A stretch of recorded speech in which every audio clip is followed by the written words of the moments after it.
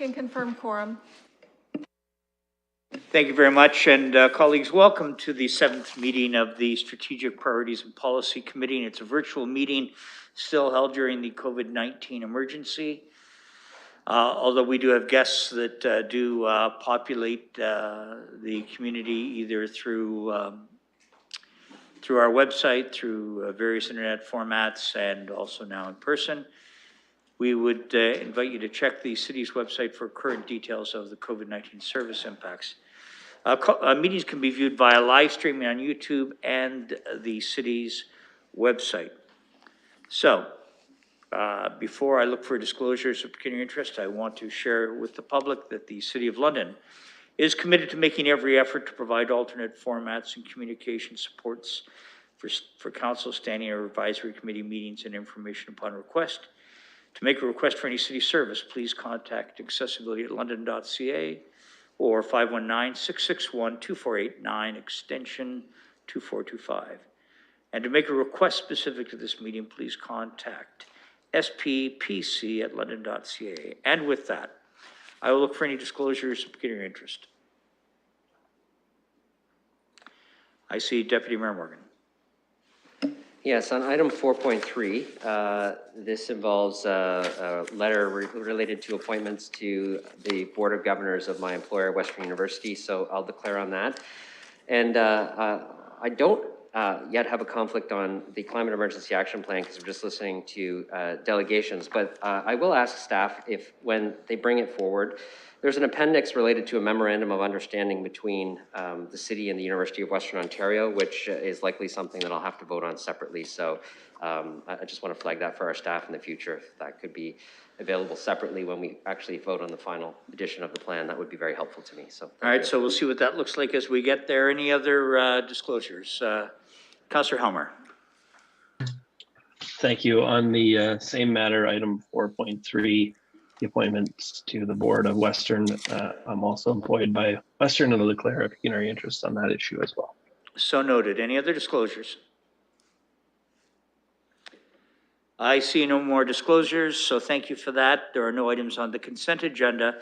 We have one item on the scheduled agenda, and it starts with a staff presentation, and I'm going to turn this over to our Deputy City Manager, Kelly Schur.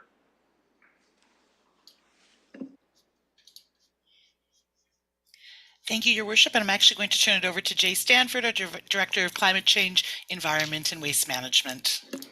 Mr. Stanford, please go ahead. Thank you, Your Worship, and members of SPPC. I'm just going to share my screen now.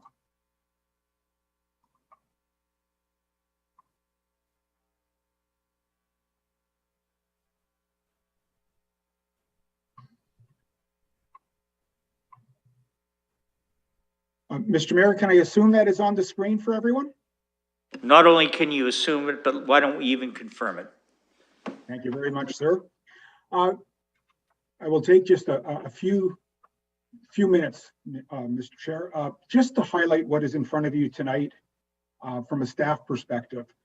Our slide deck contains many of the items, so I'm just going to go through a number of these very quickly and get to the last half, which I believe is the more important half. After council directed us to go out in the community, we had about 6 weeks, and we managed to get all our information out there and add a few items. And in fact, we managed to produce a few different videos. We added some shorter products for people to look at. And what was extremely nice was that not only were we able to get onto a number of committee agendas, such as the advisory committees, a number of the organizations in the community allowed us to enter existing meetings. And in some cases, a couple of special sessions were held to help spread the word that the draft Climate Emergency Action Plan was available for comment and feedback. And in fact, a number of the groups that you see on the screen here went the extra distance. And we're very grateful that they were able to do that to really make sure that people were aware. Our online activity over a 6-week period, we're extremely pleased. And we received a lot of submissions directly and a lot of comments when we met people individually and in different types of sessions. Your report has done what we've done our best to try to capture the wealth of information that came forward. And essentially, we packaged together about sort of 100 different categories of responses under 5 headings that you see on the screen. And each one of those categories, there were probably 2 or 3 people providing a comment that was similar or a variation of that. So our report has done its best to bring to your attention what we've heard from the community. In many cases, the support was very strong. Sometimes it was strong support with some very, very good ideas to add into it. Overall, there were very few that were suggesting that we should not move forward. That was the support side. Now, of course, there's concerns, not a surprise. And in fact, this is where we spent more of our time. And what we're hearing in some cases, no, the actions are not impactful enough, and we need to do more immediately. And in some cases, we need to do more in the long run and have those listed. We heard from folks that we needed to do more engagement, and that funding for both short-time projects or short-term projects and longer-term projects needs to be clearer. And in some cases, some were saying that we needed to prioritize what we were doing. As I mentioned, the concerns is where we spent most of our time because we wanted to get a better appreciation. And what you have on the screen is how we have tried our best to categorize that. In some cases, the concern was raised, but we know it was answered in SEEP, it was just not found. So it's a clarity item. And one example was, it appears that many might not be aware of Council's strategic plan process and the fact that we report out on that twice per year. And in fact, in that reporting out, we do talk about climate change. So those are elements where we need to be clearer in SEEP. There are cases where, well, people want to engage more now and know how we're going to do it. Well, in some cases like that, Mr. Chair and members of SPPC, we wish to co-create some of the engagement with the community rather than indicate that we've got it figured out, because quite honestly, in many areas, we don't. We require the community, including business associations and community associations, to help us determine the best way to engage. Other comments that came in and concern-wise, moving quicker, moving with more depth and breadth. Financial information, we heard that there was a need for more. And then of course there's disagreement, no doubt about it. There are some actions that people, for example, do with carbon capture or carbon sequestration or offsets that people disagree with. We tracked very closely submissions that came in after our report was submitted into clerks and then made its way to your agenda. And a very similar pattern came through. And you're going to be hearing from some of those folks tonight. We do have 2 additions that were placed into the draft SEEP to actually address in a big way, we believe, what has come forward. And the first one really is the ideas that have come forward from the community are very important. And we don't want to see that we're slowing them down in any ways. In fact, we want to encourage more. So we've now made it very clear in SEEP with a special section that we want to set up a process or processes to receive information on a more frequent basis and get into more or less idea generation and the right way of, or the expanded way of compiling that information from businesses, from the community to bring forward. After all, this is a living document, and one of the comments actually did note that. The second edition of information was, we know very well that working with industry and businesses and institutions is key, but we do know that about half of the greenhouse gas comes from the way we move as individuals and the way we live in this community. So at SPPC last meeting, we had a good discussion on this. We also heard that discussion from individuals that responded to the draft SEEP. So we've added a more elaborate section on the need to really help to educate and inform householders on the actions they can take, including a better understanding of what they need to invest financially, what they need to adjust and potentially not have to invest any dollars. And then as they look at longer term solutions, such as the purchase of a new appliance or even a vehicle, what they should be considering. So in your SPPC report tonight, we've identified the information that we're adding to SEEP, but what's key though is going forward, information like that needs to be very accessible. And at this point, the city, of course, is a good resource for that, but we think that we need to work in collaboration with the community and the business sector to get that information even deeper into the community. My last slide, Mr. Mayor. In our report, staff are very comfortable with where we've landed, what we've reviewed, and the good points that have been highlighted and the concerns raised. And we have provided in our report our perspective on what could be considered a next step for SPPC if they wish to take that on.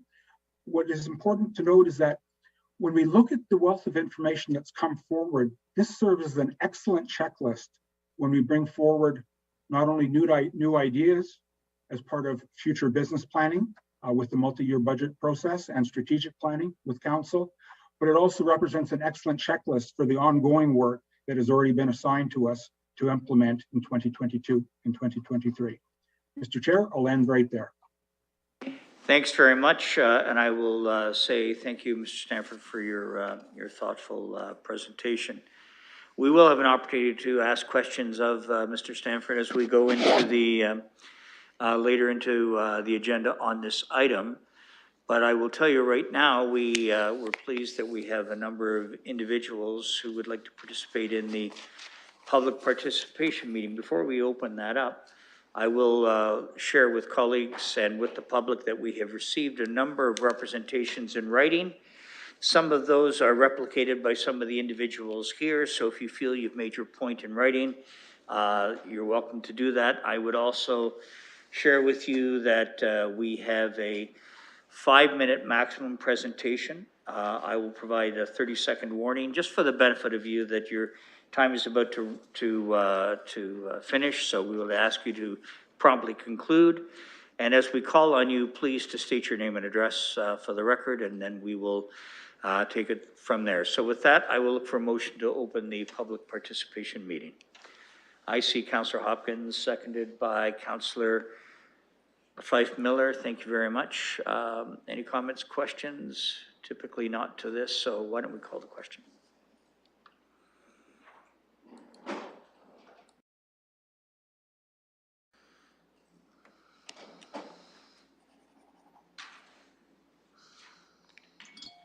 I'll vote manually in favor. Thank you.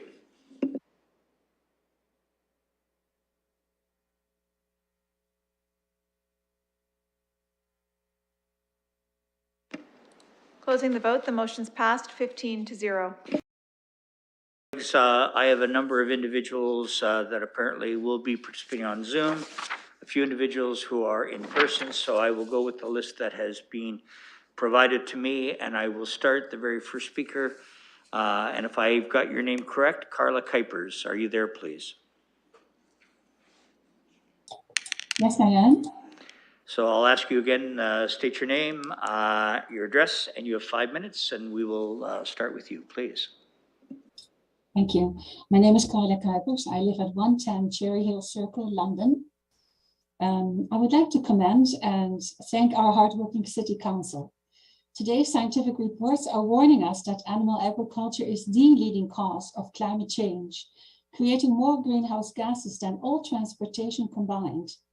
While studying all 136 pages of the CEAP report, I was very disappointed to find no recommendations by City Council to change our diet to plant-based foods, while decreasing animal-based foods, except for mention in one point, 2.6b, to be exact, and I quote, encourage climate-friendly diets and food choices, followed by, in brackets, buying foods grown and produced locally.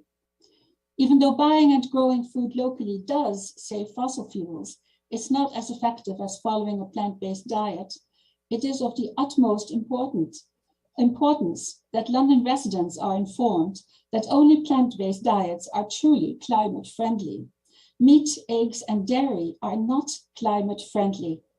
Londoners need to hear this from their leaders at council. Why is there so much resistance by our leaders to recommend a plant-based diet? even though it is the easiest change everyone can make immediately. The London public needs to understand that animal agriculture is the leading cause of climate change due to the billions of farm animals in meat, dairy, and egg industries. We need to be well informed and convinced in order to cooperate with the CEAP. A report from the United Nations states that meat production makes more greenhouse gases than all the planes, trains, and cars in the world. Let's explain to Londoners why this is so. Ruminant animals like cows and sheep burp methane, which is 28 times more potent than CO2. Their feces release nitrous oxide, a greenhouse gas 156 times more potent than CO2. All of the deforestation for grazing land decreases the number of trees, removing CO2 from the atmosphere. Farm animals take in huge amounts of water and food, while their fecal matter pollutes soil and water. Londoners might be surprised to know that as much drinkable water goes into making one hamburger as taking 60 showers.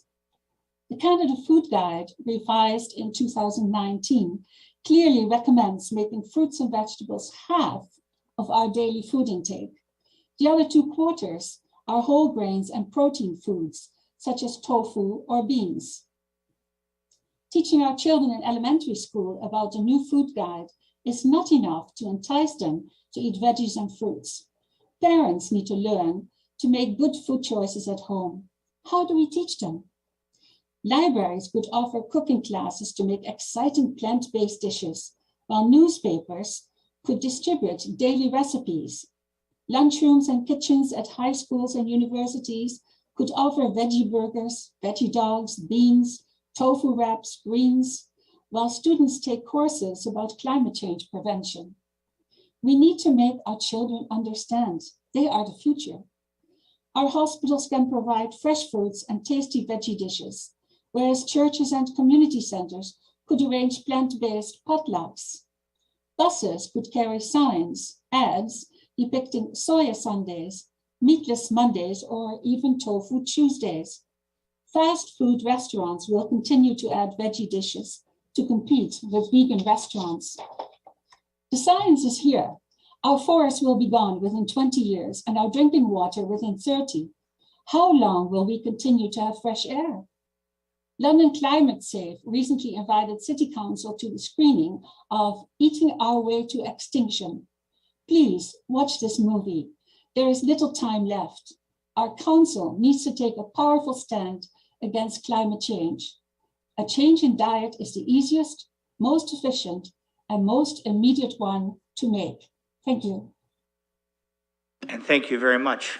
I'll now look to Rob McNeil, please. 5 minutes. Please state your address as well, please.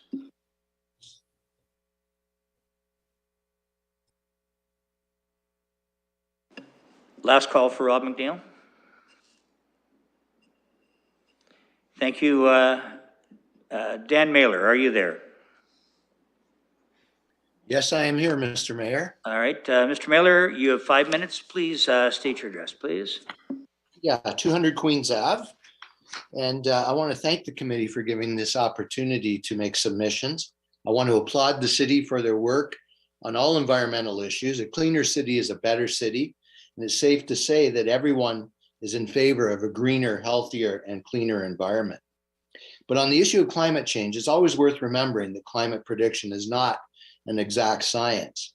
Even the US National Oceanic and Atmospheric Administration admits that the 10-day weather forecast is inaccurate 50% of the time. So a few key facts that are worth remembering. Climate change is real, and it has been going on for 1 million years, and it impacts mostly negative. But common portrayals of a devastation and doom and gloom are unfounded and misrepresent the UN climate panel literature, according to Born Lomberg. Ontario also is doing very well overall, already with 80 to 90% of our electricity generated by either hydro, nuclear, or renewables. Canada produces just 1.6% of the greenhouse gases primarily CO2, in the world. My overall message to the city, and thank you for allowing me to make this submission, on the climate action plan is this. I would urge council to take a moderate, balanced, go slow, and cautious approach on this issue. My view of the future is bright and positive.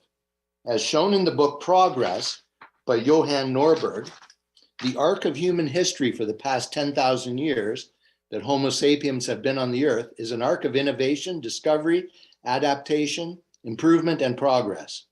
And the future of humans remains bright, regardless of the doom and gloom scenarios.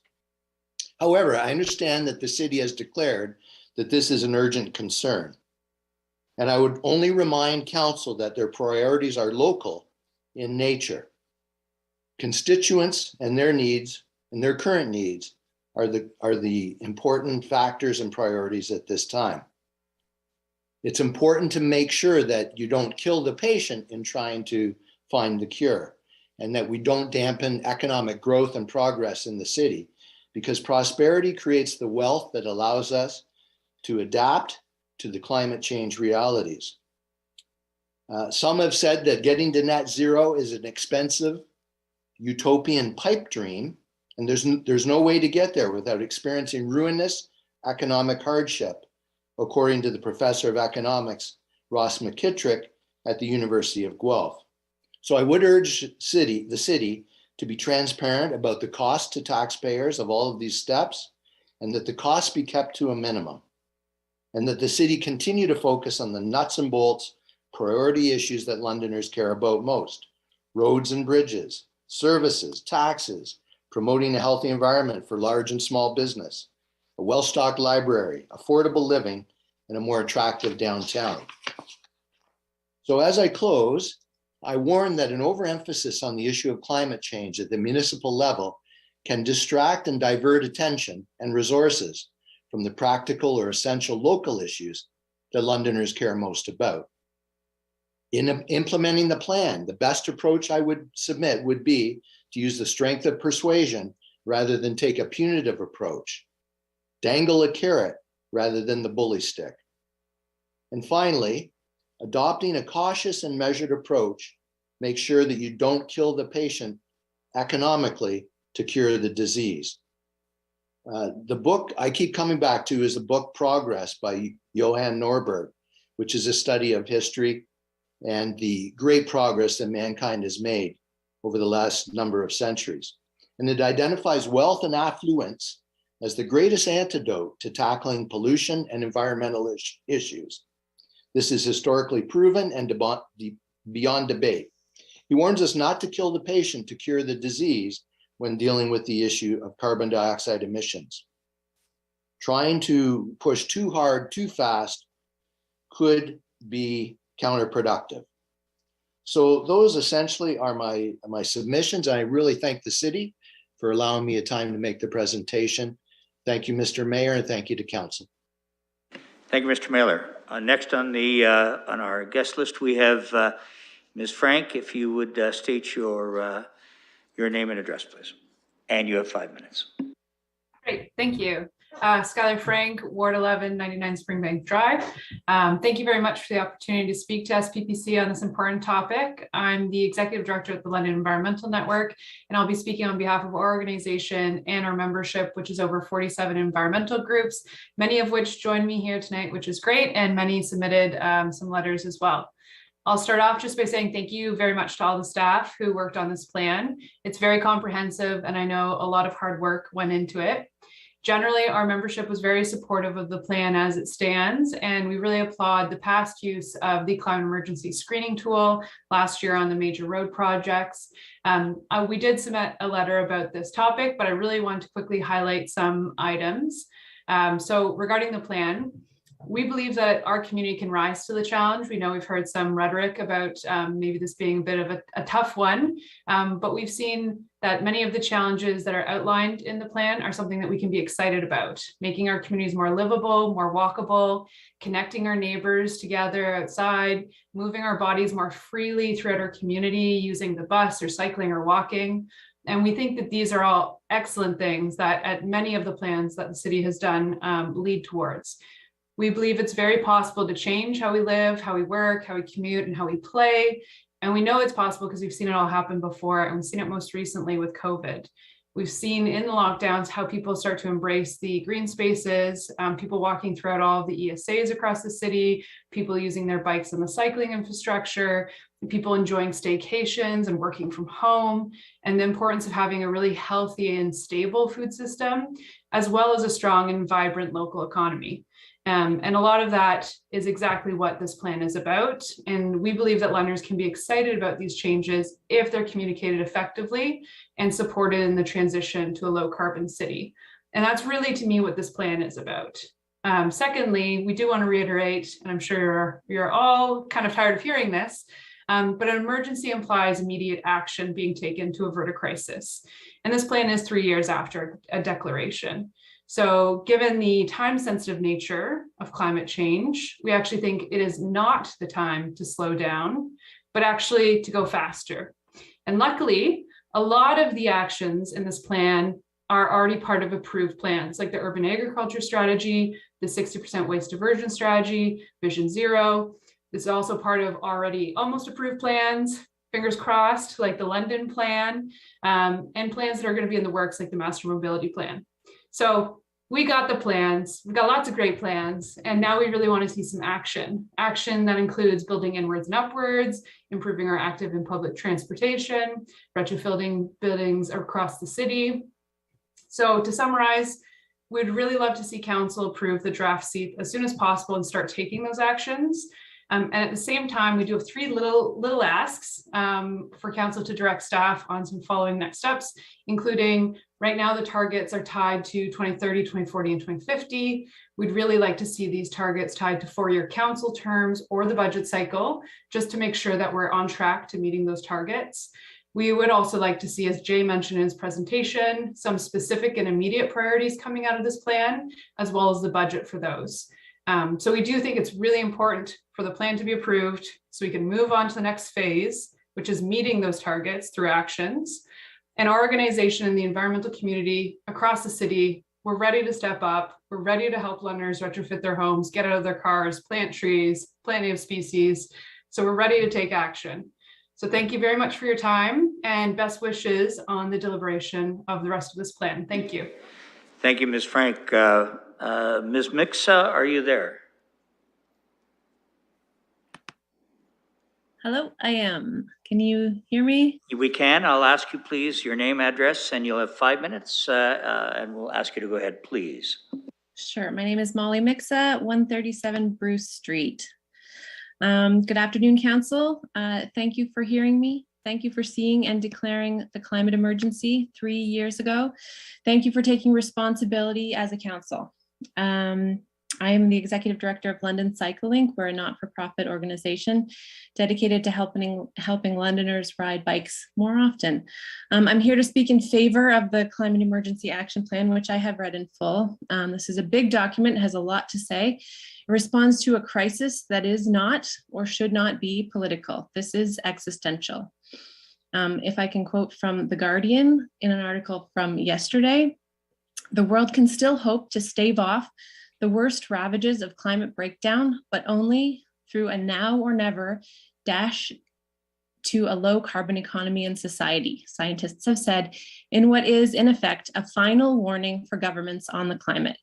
Greenhouse gas emissions must peak by 2025, according to the Intergovernmental Panel on Climate Change, the IPCC, to give the world a chance of limiting future heating to 1.5 degrees Celsius above pre-industrial levels. 1.5 degrees Celsius is the level above which many of the effects of climate breakdown will become irreversible. And this is drawing on the work of thousands of scientists. Speaking about the CEAP from London Cycling's perspective, we're very interested in seeing the #1 source of greenhouse gas emissions addressed, that being vehicle gasoline, which accounts for almost 50% of total emissions, according to the CEAP. We are keen to see work plan area of focus 4 worked on, the Transforming Transportation and Mobility Work Plan. Quoting from this work plan, personal vehicles account for most of London's transportation emissions at almost 1 million tons of GHG emissions per year. We need to provide more accessible mobility options for Londoners of all ages and abilities all year long. In terms of recommendations, London Cycle Link would like to see, as Skylar said, 4-year targets connected to council terms, including included in the final version of this document. We'd like to see the climate emergency screening tool being used regularly on projects going forward. And we would like to see separate data for cycling and active transportation versus buses and public transportation. I can talk about the other important work plans in the CEAP, including demonstrating leadership in municipal process and collaborations work plan. I promise you that my organization is ready to collaborate on this. We are ready to run with this plan, motivated already by the draft plan. We are, for example, incorporating climate change into our curriculum for our grade 5 and 6 safe cycling workshops. So I would ask if we are ready to act on this and eager just for some support and guidance, then I'm sure we're not alone among groups and citizens. I'd also like you to consider climate anxiety. This is a real issue. People feel a sense of impending doom, but if they're able to take action, their anxiety decreases. If we can see that action is coming from the top and that we have a role to play together, the anxiety decreases. I ask you as a council to make Londoners feel like you're taking action and to take action and to please pass the CEAP. Just a few words as well about resiliency. I did a podcast with the London Environmental Network last year called London, Ontario, one of Canada's greenest cities, ? And I spoke to a lot of local experts about water waste, urban forests, urban food, local food and cycling. And I learned a lot about resiliency. We have seen warnings about ticks and Lyme disease, other invasive insects that may destroy trees or make us sick. We have seen flooding increase. It takes a long time to replace, for example, combined sewers. Every flood means raw sewage flooding into the river, down to our neighbors and First Nations communities. These are just a couple of examples. We need to act on these things. If community building is not your deal, maybe resiliency will be. So we need plans, we need backup plans, we need action, because our inaction now will be far more expensive down the line. So I repeat, this is not political. This is all hands on deck. This is now, and I ask you to please move forward with this plan. Thank you. Thank you very much, Ms. Mixa. Is Gabriel Sass there, please? Yes, I'm here. Please state your name, your address, and you'll have 5 minutes. Thank you. If you could please turn on the video, I would appreciate that. Thank you. So my name is Gabriel Sass, and I am at 101 Forward Avenue. Thank you for this chance to speak. I have read through the Climate Emergency Action Plan report, which I believe to be a good document to help us chart the path of our city into an uncertain future, climatically and otherwise. While I do think that the necessary nuts and bolts are there, the report lacks a clear sense of what our top priorities should be. I'd like to suggest 2 items that, in my opinion, should be at the top of Council's priority list for climate action. These 2 items are the creation of walkable communities and the fostering of circular, local, and just economies that are needed to make these walkable communities become environmentally, economically, and socially sustainable places. While the CEAP in its current form does mention the importance of active transportation and complete neighborhoods, it leaves out the key structural pieces required to create walkable communities. One of the key ways cities become walkable is by reaching a certain density.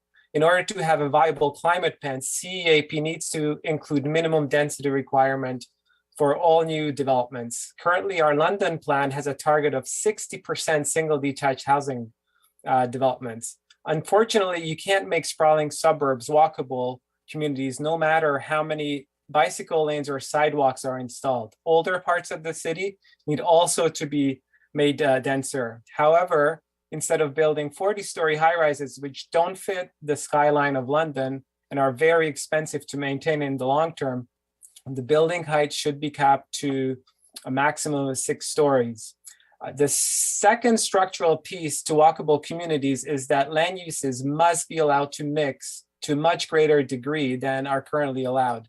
Otherwise, what are people walking to exactly? If their workplaces, faith communities, recreation and commercial centers are too far away, they will not walk or bike. We must allow mixed land uses again. The third structural piece of walkable communities is that the multiple walkable communities, or let's call them the urban villages, that would comprise London of the future must be connected by world-class public transit and bicycle infrastructure. People will still have various reasons to traverse the city, and for that, our city must provide viable options. Of course, world-class public and active transport only happens when the necessary density is there. So to recap, our top goal needs to be the creation of walkable communities of high density but low skyline development with mixed land use. This is the climate action that Municipal Council has the most power over and should pursue with haste. The second priority on our climate agenda, in my opinion, should be the fostering of local, circular, and just economies. The CEAP in its current form does mention circular economies, but leaves out the importance of local or bioregional economies, as well as the justice angle. As all of us can see, global supply chains can easily fall apart, and far away production centers drop out for various reasons. Producing more of our own energy, food, and other consumables closer to home doesn't only reduce our climate emissions in a big way, but also creates a far more resilient local economy, an economy that is able to better withstand outside shocks. Our economies also need to be just. We have to bring everyone along, and most especially the marginalized. Climate change and economic changes always hit the most marginalized people first. Our climate plan needs to focus on them just as much as the rest of society. So our second priority should be the building of local, circular, and just economies. With this priority, the city can lead along with business and civic communities. The document I submitted to council contained some more of my thoughts of how we can make the CEAP document stronger and thereby creating a resilient and sustainable London that will be able to transition to a thriving post-carbon future. Thank you very much. Thank you very much, Mr. Sass. Don Millar, are you there?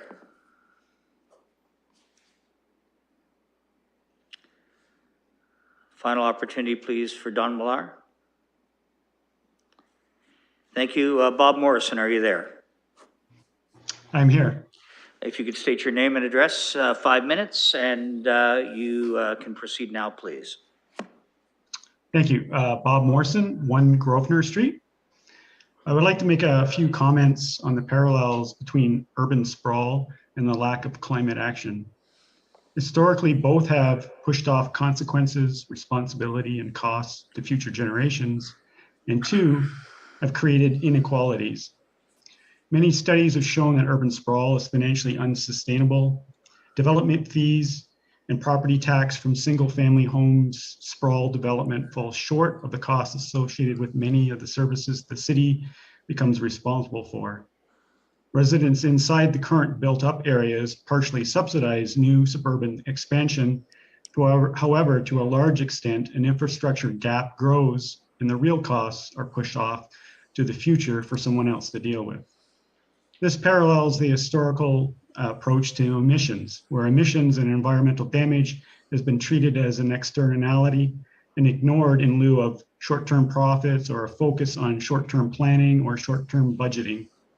And of course, urban sprawl promotes car dependency, which is a significant source of emissions. Generally, the harm from emissions has been pushed off for a future generation to deal with. Tenants of apartment buildings, as compared to the large single-family homes that dominate a lot of the urban sprawl, represent families that generally are most likely to be financially burdened by rising electricity costs or have an inability to adapt to the climate changes, including weather extremes. They are also the least able to influence their month-to-month costs or emissions. I realize that financial assistance does fall within some of the provincial and federal programs, and that the CEAP has documented there is a shared responsibility with other levels of government. However, decisions made by the city relating to development, tax rates, transportation, and other initiatives within the CEAP do directly impact the financial burden of these families who are largely not represented in decision-making. Adding to the fact they are subsidizing suburban sprawl, tax rates in London are not equal. tenants of apartment buildings bear an unfair property tax burden. In relative terms, they are paying a significant higher rate than single-family homeowners. These are the residents of London that can least afford it and are the families where housing costs are a higher percentage of their family budget. Climate change impacts are going to amplify these inequalities and needs to be addressed. I feel that a thoughtful and consistent approach is needed. Meeting the need to reduce our emissions and creating a financial, sustainable, and equitable future needs to be addressed within the SEEP, but it is also important that the recently created Climate Lens, the London Plan, the interim emission reduction goals, and equality be specifically referenced in the hundreds of smaller ongoing decisions, especially those impacting development and tax fairness.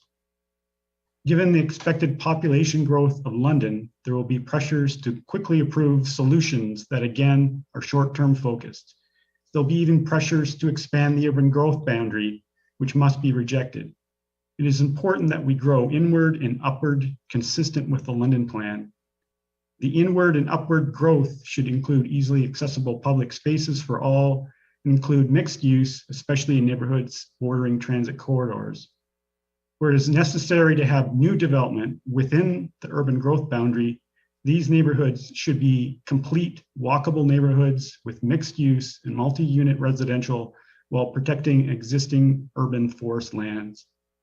I look forward to the committee and council approving the SEEP and for the upcoming mobility master plan later in the year to be consistent with the goals of the SEEP. Thank you for this opportunity. Thank you, Mr. Morrison. Marianne Larson, are you there? Yes, I am. If you could please state your name and address, you have 5 minutes. Thank you. Thank you. Honorable Mayor Holder and City Councilors, thank you for the opportunity to speak with you. My name is Dr. Marianne Larson, and I live at 19 Cathcart Street here in London. I'm a mother and a professor emerita from Western's Faculty of Education.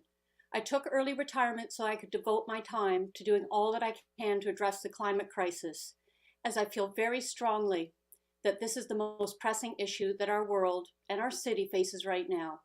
I volunteer with Climate Action London and Greening Sacred Spaces, which is a group that works with faith communities to engage in greening initiatives to address the climate crisis. In my 5 minutes, I would like to make 3 points. The first is that I urge City Council to approve the SEEP and start implementing it right away. Now is not the time to be slow.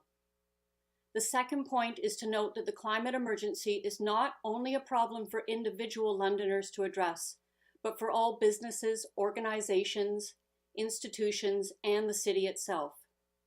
And my third point is that I urge City Council to provide supports and direction for all Londoners to become climate leaders. Let me talk about each of those points in my remaining time. First, I urge the Council to approve the SEEP report and start implementing the strategies now. The draft report outlines the background, process, and steps that have already been taken by the City of London to research and write this draft report, as well as the community consultation that has taken place. I'm really proud to be a part of a city that has been so thorough in the creation of this draft report, but now is not the time for further study or even to use the public participation part of the process to rewrite major sections of this already excellent report. Right now, what we need from City Councillors is your support to pass the SEEP and start implementing strategies expeditiously, not slowly or cautiously, as we've heard from another speaker this evening, but to address, but quickly to address the climate crisis now. Second, the climate emergency is not only a problem for individuals to address. There is much of value in the draft report, including the work plans by area of focus. And by the way, I have read the whole report.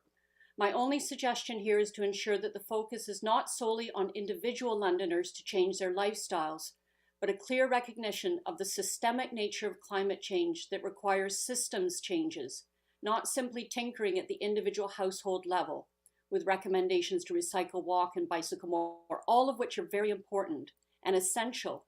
But we must also hold businesses, corporations, educational institutions, and the City of London and all other large bodies accountable to do all they can do to reduce greenhouse gases over the long term. Third, I urge Council to provide supports and encouragement for all Londoners to become climate leaders. It's essential that City Council provide direction and supports for individuals, companies, organizations, etc., to implement the strategies outlined in the CEEP. Without those supports and clear direction, Londoners might not have the motivation or the ability, financial or otherwise, to take action. I urge the City to engage with Londoners so that our citizens, many of whom are low income and marginalized, don't feel hopeless about the climate crisis, but feel inspired to take change and to each become a climate leader. Finally, you have heard criticisms this afternoon about the CEEP. It's not a perfect policy, but it is a very good one. The CEEP, as any report of this nature, is intended to be a living document that will be revised and improved over time. Again, I return to my initial point. The draft CEEP is an excellent report, and while not perfect, I urge you to vote immediately to accept it, knowing that future changes can be made to the document in light of feedback from the public consultation process. Please act now. Our future depends on it. Thank you very much. Thank you, Ms. Larson. Colleagues and guests, I have been reminded that your providing address is optional.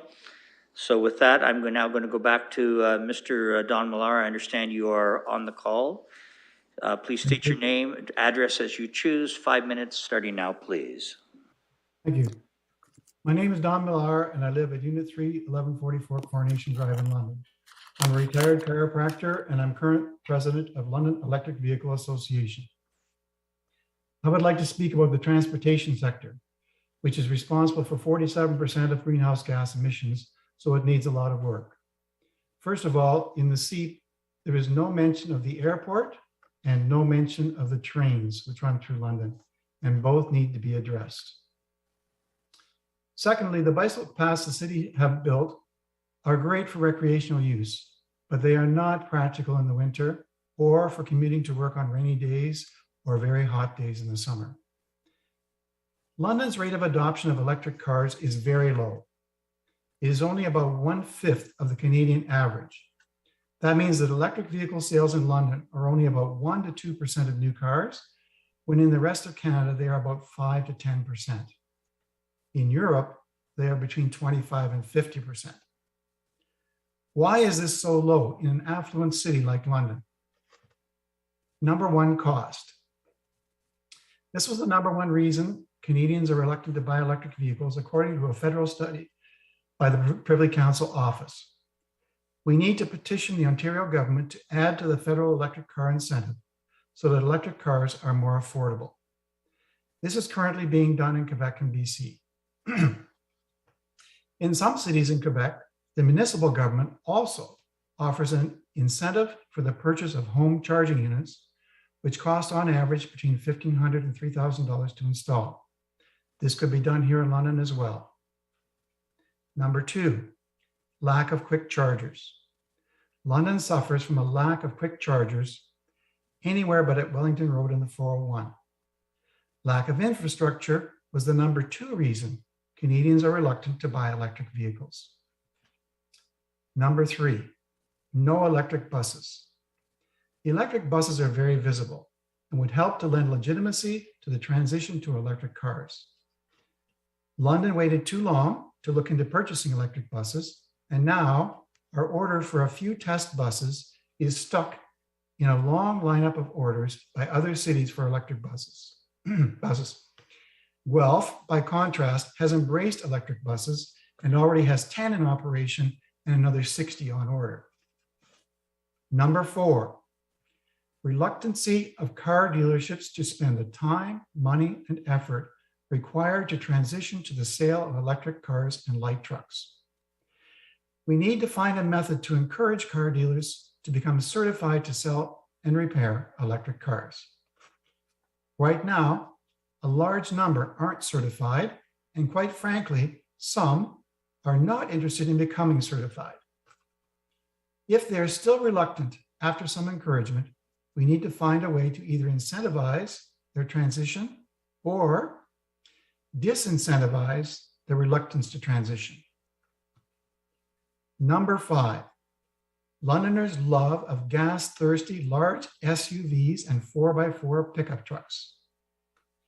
Sales in this sector are growing so fast that in the last 3 years, the greenhouse gases produced from large SUVs and 4x4 pickup trucks increased so much that it eclipsed all of the greenhouse gases saved by the sale of electric cars. How are we ever going to decrease greenhouse gases if this continues? Finally, here are my comments on the Climate Emergency Action Plan. The first thing we need to do is to hire a manager and 2 assistants who will be in charge of the Climate Emergency Action Plan and nothing else. This way, they can concentrate on the job at hand without other issues interfering. The second thing we need to do, and I agree with both Skylar Frank and Molly Mixa, is that we need to change the target dates from 5-year targets to 4-year targets and align them with the municipal elections so that each elected council will be responsible for which climate action goals are or are not done during their tenure of office. The third thing we need is better two-way communication between the Climate Emergency Action Plan staff and community groups like the London Electric Vehicle Association, whose interests align with those of the Climate Emergency Action Plan. They might just find that we are ready, willing, and able to help a lot. 30 seconds. Thank you. My name is Don Millar, and I'm the president of the London Electric Vehicle Association. Thank you very much, Mr. Millar. Kate Easton, are you there? Yes, I'm here. Ms. Easton, you have 5 minutes. Your name, please, and your address is optional. Thank you. I'm Kate Easton. I live at 549 Fanshawe Park Road West. I'm pretty new to London, and I moved here in June. And when people ask me what I like about London, I always say I love the TVP and I love the stormwater marshes because there's so many birds here. It's a beautiful city, and I think we want to keep it that way. I have spent much of my career trying to reduce the environmental effects of Alberta's oil sands production by increasing the recycled water, reducing the energy used to extract the oil, and trying to protect species at risk. I'd like to tell you that that's not going to ever be enough. The production of oil only accounts for 20% of its life cycle greenhouse gas emissions. Using it is the other 80%. We need to stop using oil and gas as soon as possible. I was very impressed with London's draft Climate Emergency Action Plan. It recognizes that the city cannot do this alone and needs to partner with everyone in the community. The plan addresses all of the key areas for action and is already starting to work on many of them. As Mr. Stanford mentioned, the plan is a living document, and there's the flexibility to add actions as new ideas come to light. The main weakness in the plan is that it relies on encouraging people to take action rather than requiring it. One action in particular made me a little bit angry. In the area of Focus 7 action plan, it states that new city buildings and retrofits will only be built to net zero if additional funding beyond baseline levels is available. To me, this leaves far too much wiggle room. Why would we continue to invest in poorly designed buildings? A building is about choices. Do you put in the insulation that is really needed to greatly reduce heating and cooling requirements, or do you spend the money on trendy sinks and countertops, a big furnace, and a large AC unit? Even when building without all of the bells and whistles, there's a choice between spending a little bit of money up front or spending more on utilities and maintenance over time.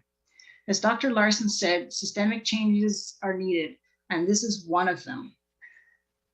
It's very difficult for individuals to choose how buildings are built and designed, and I think there's a need for regulation here.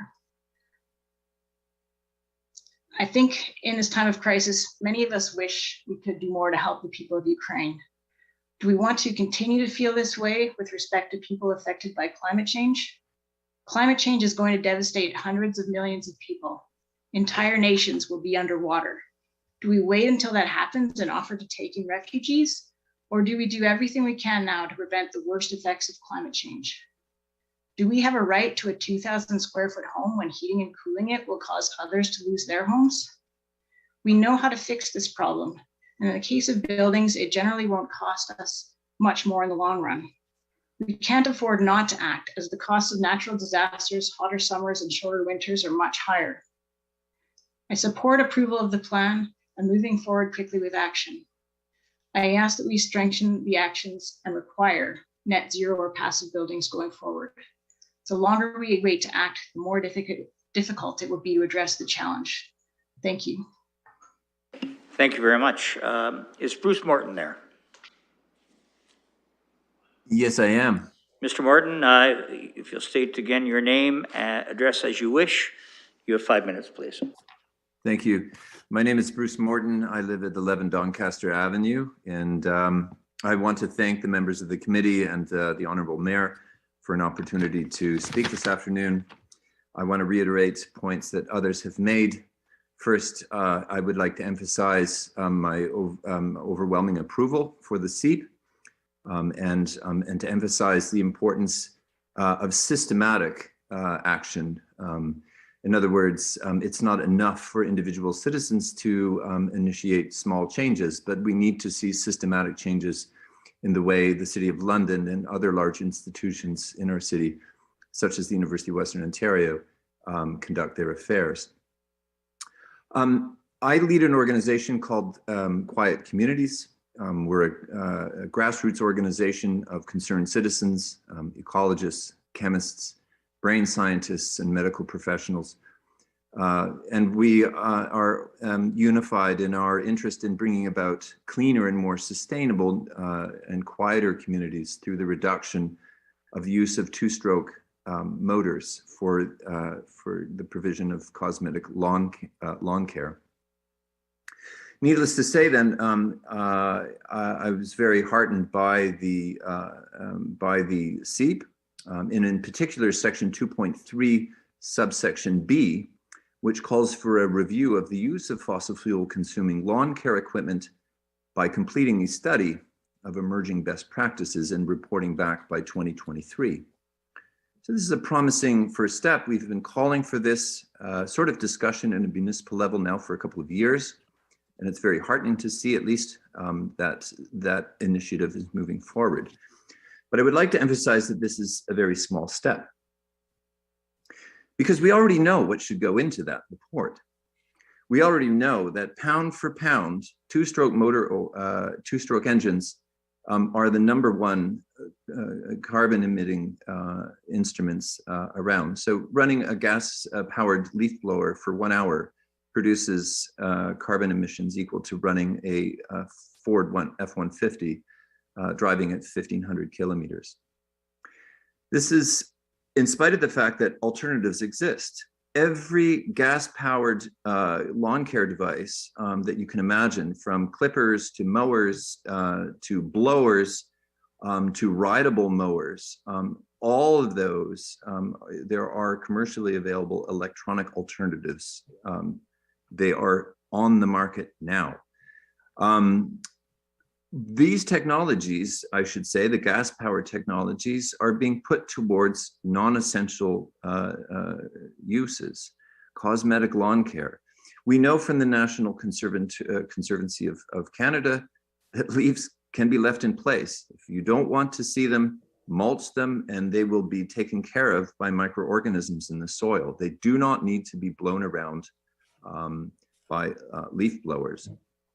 Recognizing the carbon impact of two-stroke motors, other jurisdictions in North America have already instituted bans on these. Councillor Rawson King, who's a city councillor in Ottawa, is forwarding an initiative to terminate the use of two-stroke motor engines in two-stroke motors in Ottawa. The entire state of California recently instituted a ban on all gas-powered lawn care equipment, clippers, blowers, and mowers. Beyond the carbon footprint, of course, use of these devices just diminishes the livability of our community. Just this morning, I had 4 of these next door to me blowing out 90 decibels of noise for over 3 hours. I mean, I had to escape to the university so I could do my work. They emit carcinogens and fine particulates, everything from asbestos dust to tire dust and things. They pulverize them to such small particles they can be absorbed immediately by our lungs, enter our blood system, and damage every known organ system in the body. As a medical colleague of mine said, there is absolutely no reason why these instruments should belong in our neighborhoods. They simply are dangerous and polluting. 30 so seconds, we already know please. what should be in the report. The question is what will be in the report, and that depends on who's asked, who's consulted. So I welcome the opportunity to work, if the SEEP is passed, to work with City Council, to be consulted on the design of this report. And I look forward to all of Londoners' voices being heard on this issue. Thank you very much for the opportunity to speak this afternoon. Thank you very much, Mr. Morton. I'll look to the clerk if we have any other individuals not in person that are looking to speak to this issue. Not that I'm aware of, Your Worship. Thanks very much. I know we do have some individuals present in committee rooms, and I will look to, I can't tell you which committee room it is. I'm told now it's committee room 5. So our first speaker, if you are there, please, is Marianne Hodge there. If you could come forward. And if you're there, please state your name. Your address is optional, and you'll have 5 minutes as you begin. Go ahead, please.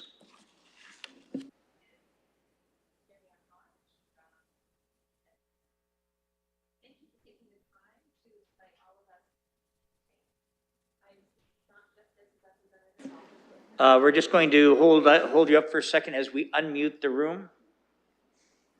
I'm actually not sure what that means, but we're going to do that anyway.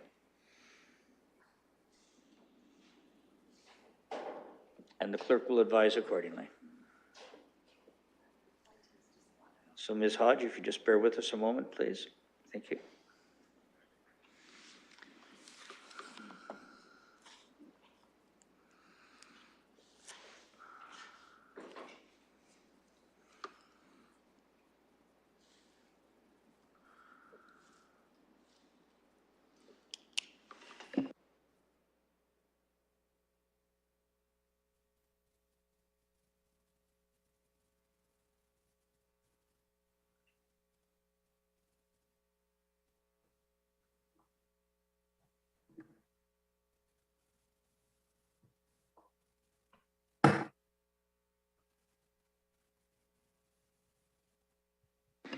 Ms. Hodge, if you can hear me, can you give that a test on the microphone? We just want to make sure it's working, please.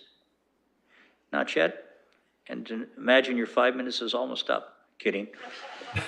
So with that, we will get the connection going in just a moment, please.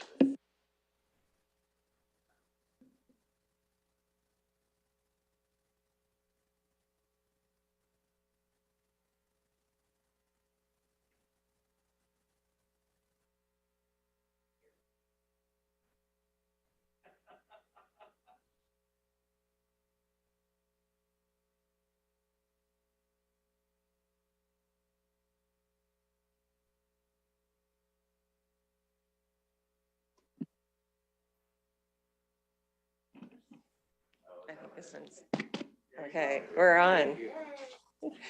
Okay, so it looks like we're ready to go, and having had a change of heart, Ms. Hodge, you now have a full 5 minutes. Please go ahead.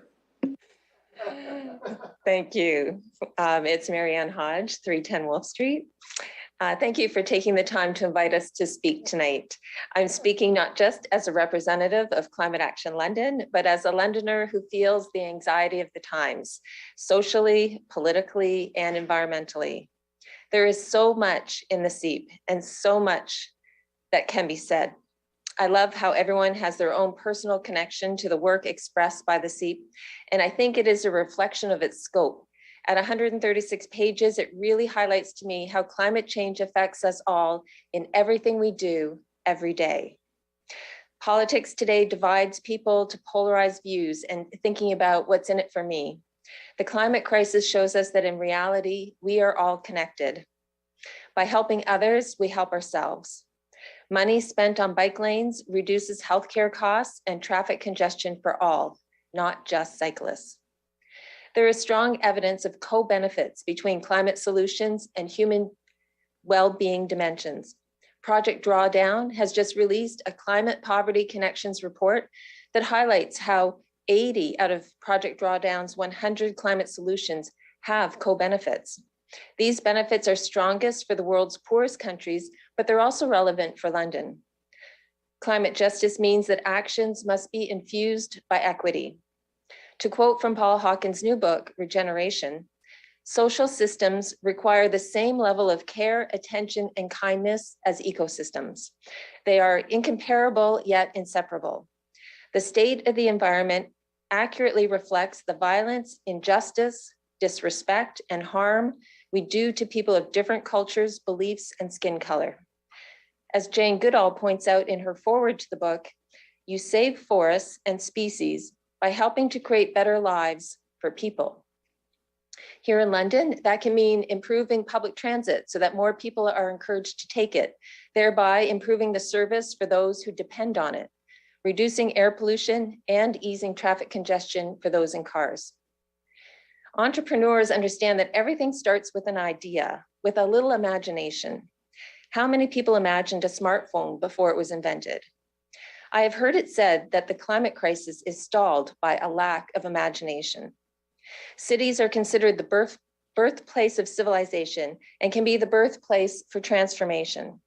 For all those who, like me, want to see change happen, but can't see how we can transform our current economic system that is built on growth to pivot to one that is based on the well-being of all, here is a dream to consider.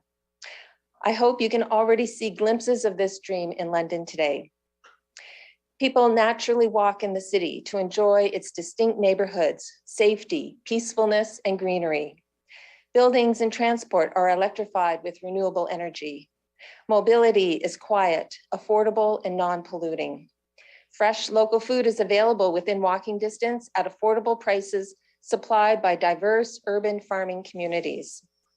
Housing will be dense in order to create more open green spaces. Trees and shrubs are abundant, and rooftops will be farms and gardens. Unused industrial spaces will become vertical farms. Landscape terraces and medians are sanctuaries for birds and pollinators. Local and regionally made products, especially food and clothing, will displace remote manufacturing where practical. Roadways and parking lots will transform into housing, parks, gardens, and recreation. Every municipality has facilities for food and industrial composting, embracing zero waste. 30 seconds. Community infrastructure is more resilient, more diverse, and more decentralized in order to deal with more disruptive weather events. The SEEP demonstrates that we know what we need to do and takes us further into the direction of this dream. But time is of the essence. I ask you tonight to not delay any further. Please vote tonight to accept the SEEP in its current form so that we can all move forward to make this dream a reality. Thank you. And thank you very much. I'll ask if Laura Wall is present in the committee room. If you would come forward, please. Your name, please. Address is optional, and you will have 5 minutes, please. Thank you. My name is Laura Wall, and I live in Wortley Village with my husband and adult son. Thank you for the opportunity to speak. I'm here to urge council to unanimously approve this plan. We're in an emergency, and we can't delay any longer. One of the biggest challenges will be getting businesses, corporations, governments, and yes, individuals to change their behavior so that what we produce, how and where we build, and what we eat and how we move are considerate of the climate emergency. As highlighted in the most recent UN report on climate change, urban areas are key to reducing emissions through transportation, buildings, planning, and enhanced natural solutions for carbon uptake and storage. When my family purchased our home 2 decades ago, what I loved most was the huge backyard and our century-old farmhouse. Now I see it with a different lens. Our desire for large footprints in and on which to live make many changes more difficult and therefore make it harder to mitigate the climate emergency. Because we can afford to, my family reduced our carbon footprint by installing an air source heat pump and hybrid hot water heater, and we do have an electric lawnmower. And because we're lucky enough to live in a 15-minute neighborhood, we've been able to reduce our car use significantly, gaining health benefits too. And our big backyard, well, we're converting it to vegetable and flower beds and a section of trees and understory shrubs and bushes. And it makes it easy for us to be composting. We have been composting all along, and to include our neighbors' green waste as well. My household contributions to greenhouse gas emissions can and have been reduced by choices we've made, by the good fortune of where we live, and because we can afford to. I applaud the SEAT plan for committing to bringing everyone along and contrasting the different household contributions to greenhouse gas emissions, as well as the different opportunities people have to mitigate. While there is a great emphasis on what residents can and should do as part of the plan, again, businesses, corporations, public institutions, and governments must step up and lead by example, as well as policy. In addition to the points in my letter, I would also encourage London to follow the lead of Saanich, BC. Committed to taking climate action, they became the first municipality in Canada to offer a rebate program for e-bike purchases in a move to get more locals less dependent on their cars and more interested in cycling. And London could go a step further and offer rebates on regular bikes. And if you think our climate is a problem, Yukon has already had this rebate program in place for more than a year with tons of pickup. As others have suggested, I would encourage aligning implementation timelines and benchmarks to the 4-year term of the city's civic leadership.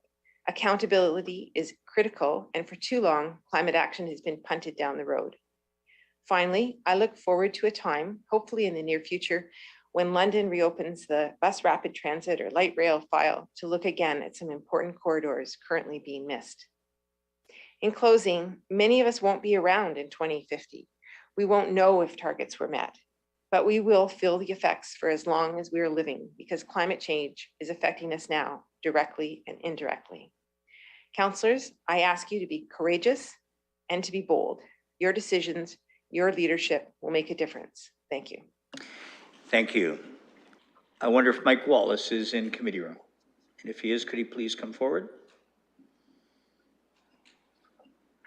And as he does, please wait for me, Mr. Wallace. Please, and that is, you're welcome to add your address, and you'll have 5 minutes. Sure. Please go ahead. Thank you, Mr. Mayor, and thank you, Councillor. My name is Mike Wallace. I'm representing the London Development Institute here this evening. So far, the only business group to come forward at this PPM. Our address is at 562 Wellington Street, just up the road. We are working under the assumption that the SEAP will be approved by council, and so our comments are very, very specific to the area of focus number 3, which is transforming building and development, the work plan that's there. And we support the statement that's in the work plan, that the purpose of this work plan is to set an initial direction for collaborative discussion, action, and measuring progress. How the work plan will be operationalized, it will be determined in early 2022 through additional consultation with key community stakeholders and partners. So we agree with that position, and I want to thank you for within the document recognizing us, LDI, and the London Home Builders Association as key partners to talk about the transforming of the building development work plan and going forward on some of the recommendations that you have in there. We do believe that it's important not just to have outreach to community groups, interest groups such as ours and those you've heard from tonight, but you do, as a council and somebody who has many years of political experience myself, you need to reach out to the general public somehow to make sure that if you want things to be understood and the uptake for the general community, you need to do a greater outreach. I don't have the answers to that piece, but we think that that's important. And we'll give you just one example. One of the targets in terms of up for discussion are, reducing or eliminating natural gas as a heating source for homes. Now, somebody like myself who grew up in a house that was heated by electricity, understand that that's a very viable option. But the public needs to understand that that's a direction that you may be going as a council, that you would be asking the building community and the development community to develop all new housing in 2030, which isn't that far away, to be completely electric. There's lots of issues around that. I'm just saying that one of the things that we think is missing is that the outreach needs to go beyond the usual suspects. For your own, for this plan to actually get implemented, which is what I'm assuming everybody wants, including us, to make a difference in climate change, you've got to get buy-in, not just from the groups who have a particular interest or have been involved in this issue for many years. 3 little tiny things we suggest in terms of actual wording that's in the document, and I'm just focused on focus 3. We suggest that you change the name from key actions to adding something like potential key actions, work plan key actions. It just implies that these are things that are going to be done for sure. And you are actually asking us and everybody else for consultation basically through this work plan. You can't assume the messaging that's there using those words, it makes it look like those are a fait accompli, that that's what's actually going to happen. You're really asking for consultation on those potential items to happen. So that's one key word, because I think wording and messaging is important on this particular element to make sure that we able to accomplish what we're setting out to do here. In the sections throughout, you've got review, which we support, means it's consultation, so on. There are a number of spots. I have no idea why you stop using the word review. I'll give you one example. You've got the reduce or eliminate parking minimums, which is fine. But there's actually your city staff are already out consulting on that particular item. And all we're saying is that where there is no word for review, we think you should add it in there just for clarity purpose and consistency. 30 seconds, please. Yep, thank you, Mr. Mayor. And there are a number of areas where we have questions, of course, what does this actually mean? So we look forward to the consultation. Staff have been proactive with us thus far in terms of getting input from us on the action plan as has been set out on the number of reports that's come through council. We want to, hopefully that will continue. We're happy to be there for that. And that's not just on those key actions you have, but on the measuring opportunities that are there, we make sure that we have input on those. Thank you for your time and good luck on your deliberations. Thank you, Mr. Mayor and members of council. Right on 5 minutes, Mr. Wallace. Thank you very much. I know there are some members of the public who are in the committee rooms. I'm not sure if there's anyone else who wishes to speak at this public participation meeting. If so, would you please come forward and we will see you. And as we do, we will ask you to identify yourself. Your name is optional, and you'll have 5 minutes. So if you would go ahead, please. Yeah, my name is Mike Bancroft. I'm a former professor at Western, chair of the chemistry department for 10 years, and have taught the climate change for many years, and have been involved for the last 20 years. I'm at 240 Village Walk Boulevard in North London. I want to emphasize in response to one of the previous people that talked that this climate change is real, and it's being caused, the vast majority is being caused by human beings.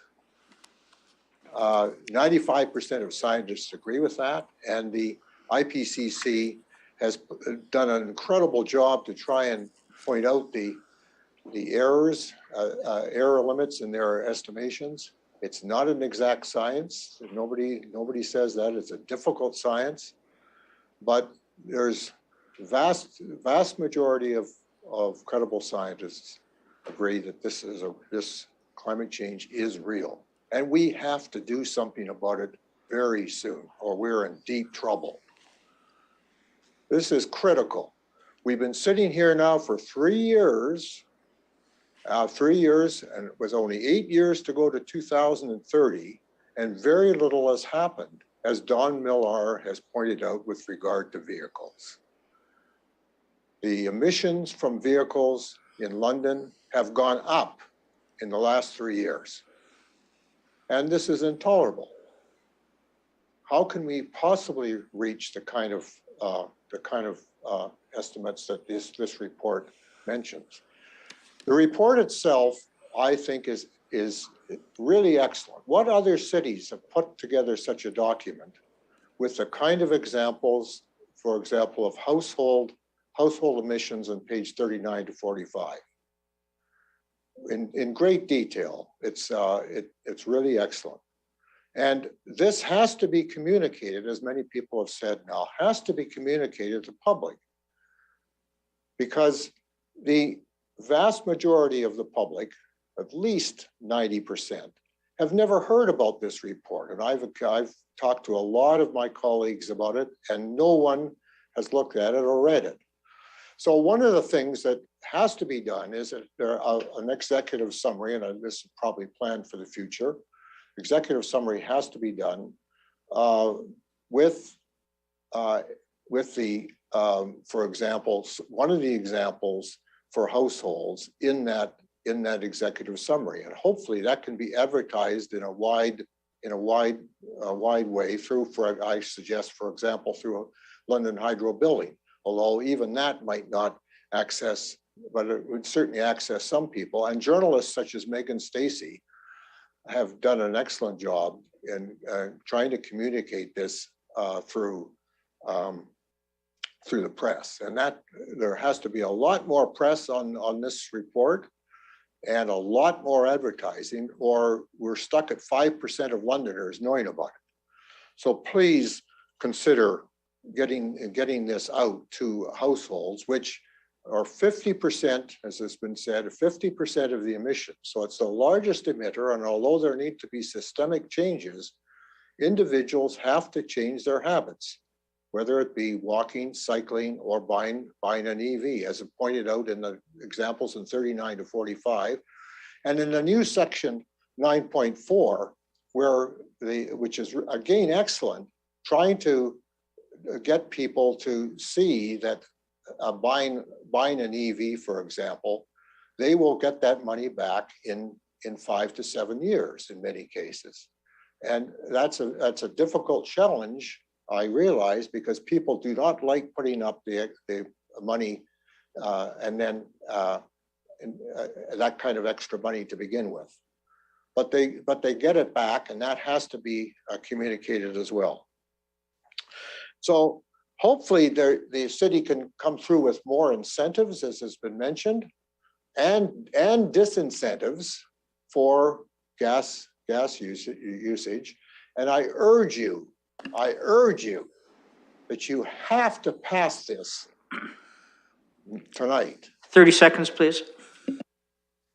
That's all I need to say. Thank you very much. Thank you very much, sir. I wonder if there are any other speakers from the committee room who wish to make representation. If you would come forward, please.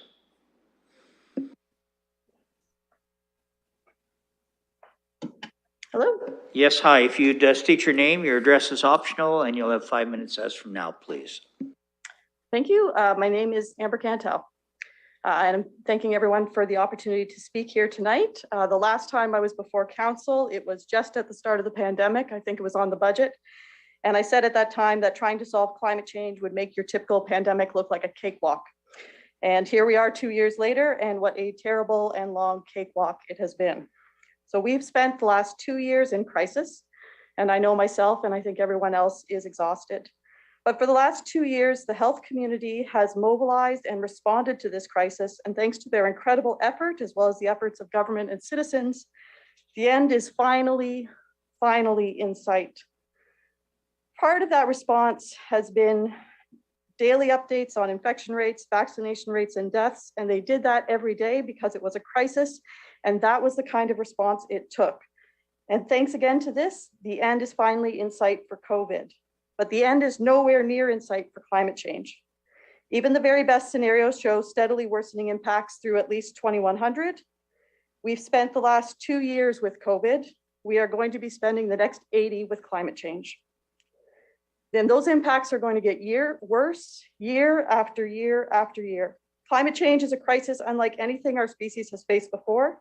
It will affect every single person in civilization on the planet. It will lay waste to entire coastal communities and nations. It will burn our towns and forests, exacerbate poverty, homelessness, disease, and war. The UN and IPCC announced this week, in order to have any chance of keeping warming below the critical threshold of 1.5 degrees, emissions must peak in just 3 years. 3 years to transform economies worldwide and hopefully rescue our future. And after we peak, emissions must fall rapidly and steadily, year after year after year. So you can probably guess where I'm going with this.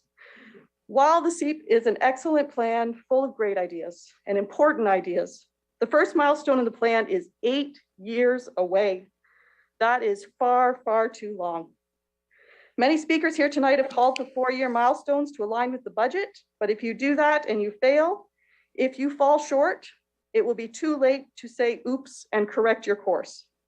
As the IPCC has made clear, there is no more margin for error. The window for that has closed. As such, I urge you to adopt not 4-year, but annual targets through to 2050, and to put systems in place to compensate and adjust anytime you fall short, which has been the tendency of communities around the world over the last several decades. Personally, I don't actually care very much how the city achieves its emission reductions, but I care enormously that it does not fail. And as the head of the IPCC said this week, it is now or never. So I urge the city to adopt and fully fund the plan and to support city staff in implementing it. Do whatever you need to do, but please do not fail. Thank you. Thank you very much. Are there any other speakers in committee rooms? Please come forward.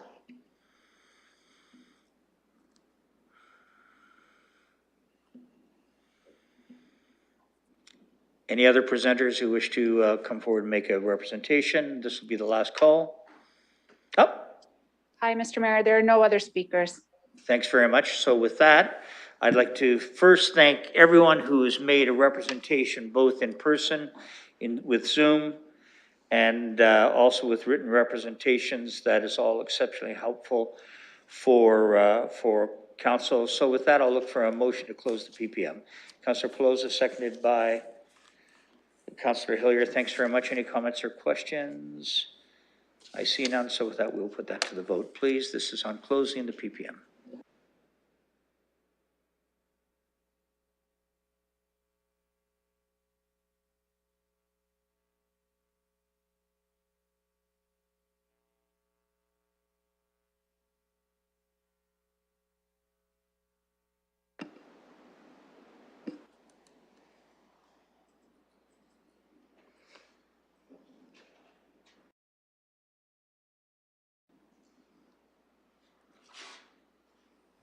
Your worship, I vote yea. So noted. Thank you. Closing the vote, the motion's passed 15-0. So colleagues, we've heard some impassioned perspectives in tonight's meeting. Less queries to Mr. Stanford, but if there are any that you have, you're certainly welcome to direct them accordingly. But I'm at the pleasure of council as to where you want to take this in terms of, there are a couple of options as I see.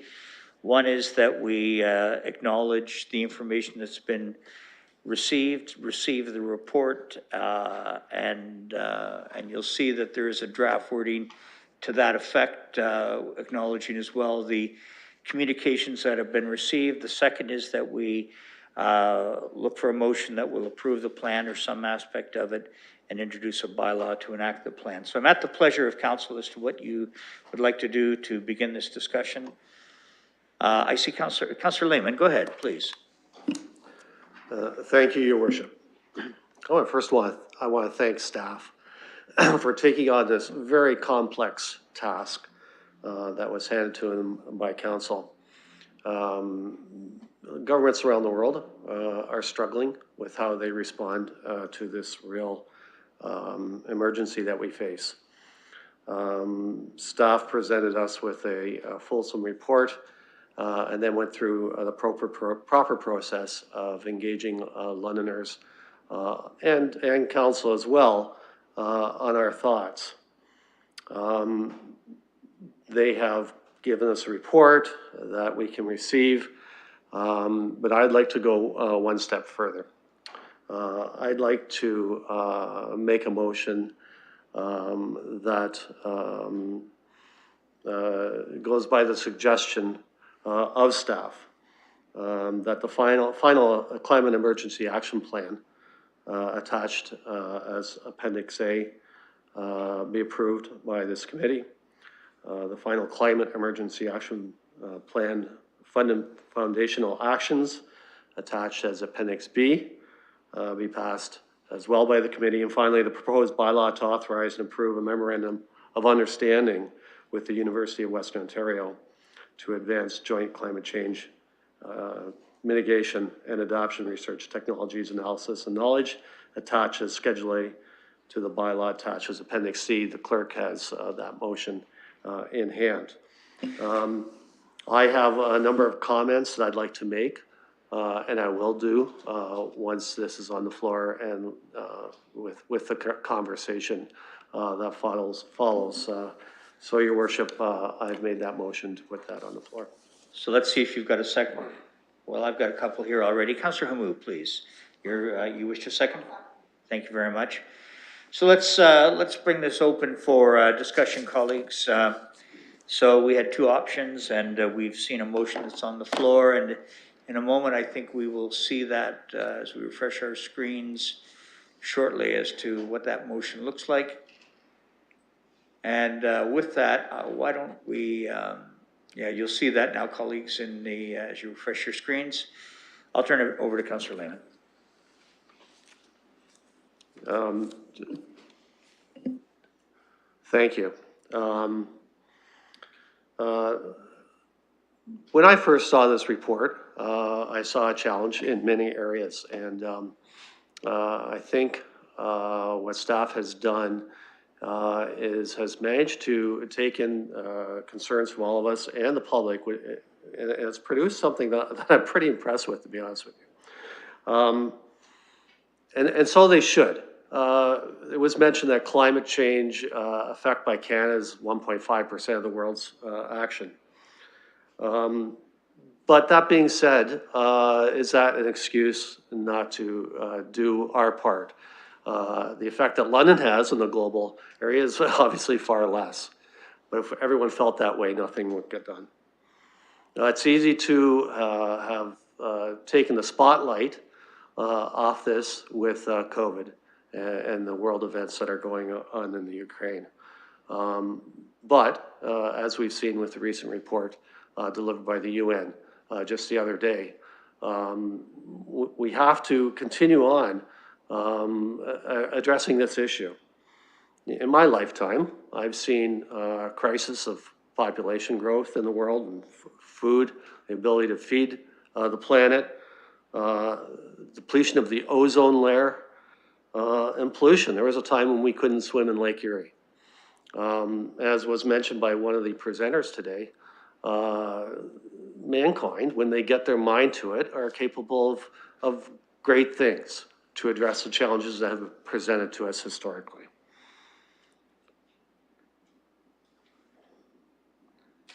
What also has been mentioned today, it's important for our actions to be explained properly to the London citizens and taxpayers.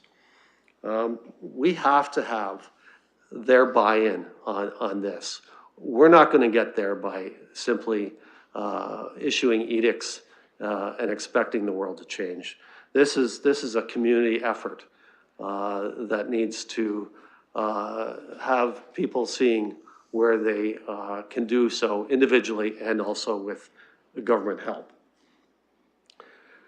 We have to do this as well, as another presenter said, in an economically sustainable way and also an affordable way. This will not get to where we want to be if it creates solutions that are not economically feasible, because then again, it doesn't go into getting the buy-in from the public. I like most about this document, as one person said, it is a living document.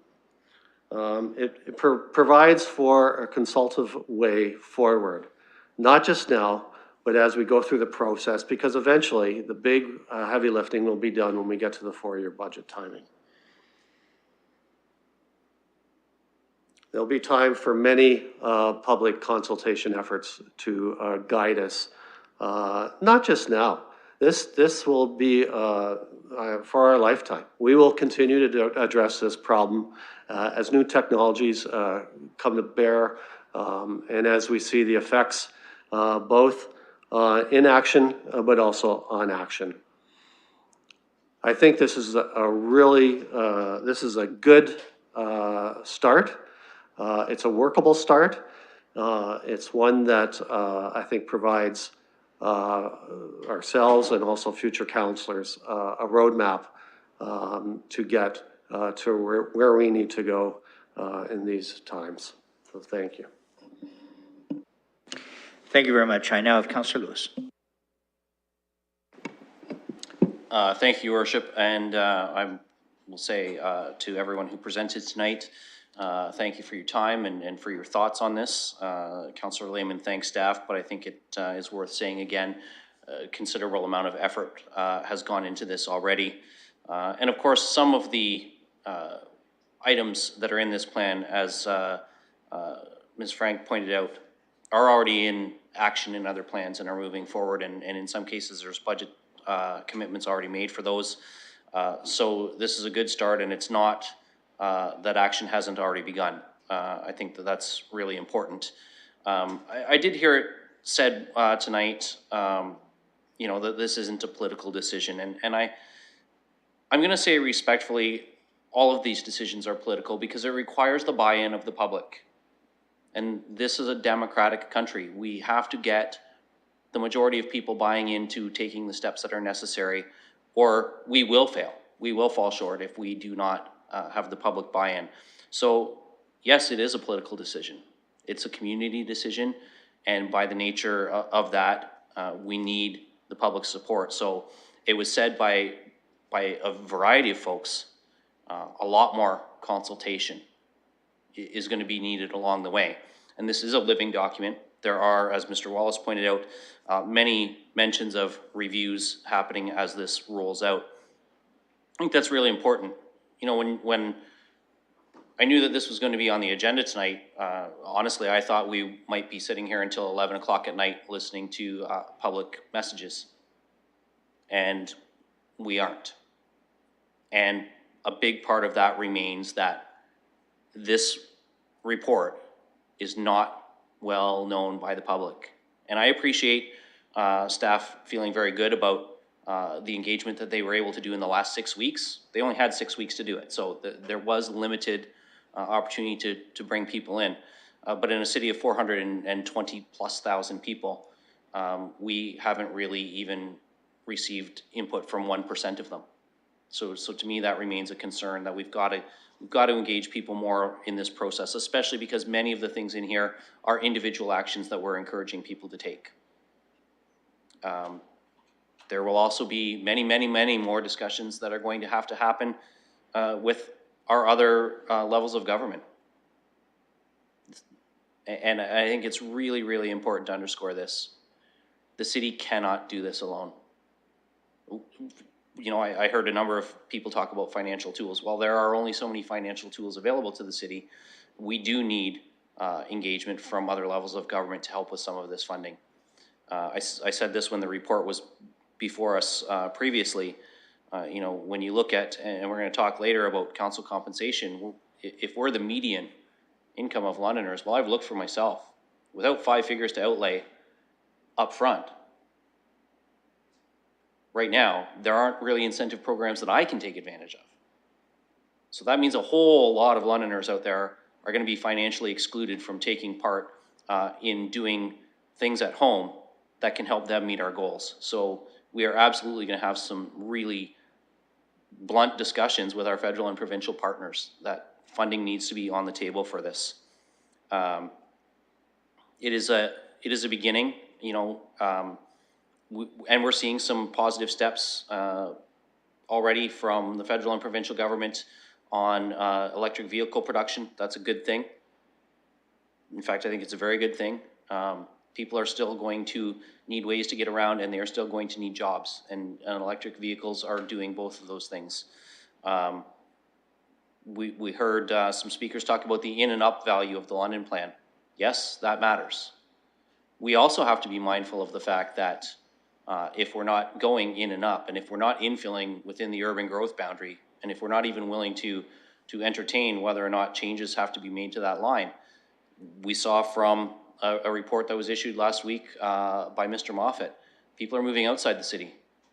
Longer commutes and losing agricultural land in the counties is not good for climate change either. So we have to be mindful that there's a lot of moving parts here, but I'm very comfortable with where staff has landed, and I'm supportive of moving forward with the approval of this tonight. Thank you, Councillor Lewis. Any other comments or questions, colleagues? I see the Deputy Mayor, please. First, I would like to now declare formally a pecuniary interest on Part D, which is the authorization to approve the Memorandum of Understanding between the City and the University of Western Ontario, as the University of Western Ontario is my employer. But I am comfortable making comments on the Climate Emergency Action Plan, Parts A, B, and C. So I'd be happy to do that at this time, but I need to make that formal declaration because I won't be voting on D, and I'd like to have that voted on separate, please. So noted. Thanks very much. Go ahead, Deputy Mayor. Okay, now I'll make comments on the Climate Emergency Action Plan, and I won't echo what my colleagues before me have said. I do want to, though, thank Councillor Lehman and Councillor Hamou for being willing to move this forward. I think that was certainly a theme in the comments tonight, that they would like to see us start on these actions. I know the development of the plan has been a long time coming, but the other thing that I heard is that the plan is excellent. And so sometimes a good thing takes a little time to develop, and now that we have it before us, there is no reason to delay in moving to the next step on this. So I'm certainly supportive of the motion that my colleagues have put on the floor, at least the parts that I will be voting on. I also want to add something new to this discussion, and I think excellent points have been made about the city's role that it can play in reducing our greenhouse gases and contributing to what needs to be a global effort on this. But part of the plan is also are the mitigation actions that the city needs to take. We know that climate change is here, and we know that some actions are coming our way, and some consequences of a lack of action over the years are coming our way, regardless of what we approve tonight and the path we'll take forward. And so our efforts towards mitigating the impacts of climate change in this plan are necessary, and engagement with our federal and provincial partners on assisting us in assisting cities in funding that is really important. And certainly, I know through the work of the FCM, the federal government has increased funding towards the Disaster Mitigation Fund, and cities have been able to access that, like the City of London. So mitigation is important because we may be a small city in global terms, but this plan is our small part on how we can take action to make our contribution to this effort. But part of it is also about what we need to prepare for if others do not. And so both our climate actions are important, as well as those components about preparing for the mitigation of the impacts of climate change as well. I commend our staff for an excellent report. I want to thank the public as well for some excellent comments. And as has been said, there will certainly be the ability to adjust moving forward. I do think that aligning with the four-year budget makes sense. because that is how we fund things like our strategic plan. We develop a strategic plan, and then the pacing and prioritization of that plan happens in the 4-year budget. It makes sense that the Climate Emergency Action Plan could align the same way. So those are my comments, and I will look forward to hearing other thoughts from other colleagues. Thank you very much. Councillor Hopkins, please. Yeah, thank you, Mr. Chair. And I'd just like to make some comments here. And we've heard tonight the great job that staff has done on this plan. And I want to give my thanks to staff. There's a lot of work that went into that. And even though it's taken a while to get to us, I have to acknowledge the dedication of staff and the will to want to do it the best way possible. And I think that's where we are here tonight. I also want to thank the community for coming out and being engaged. As a counselor, I have learned an awful lot from the community. I think to some extent, the community is probably a little bit ahead of the game. And I think we have to really acknowledge that there is a will in the community to have a climate change plan.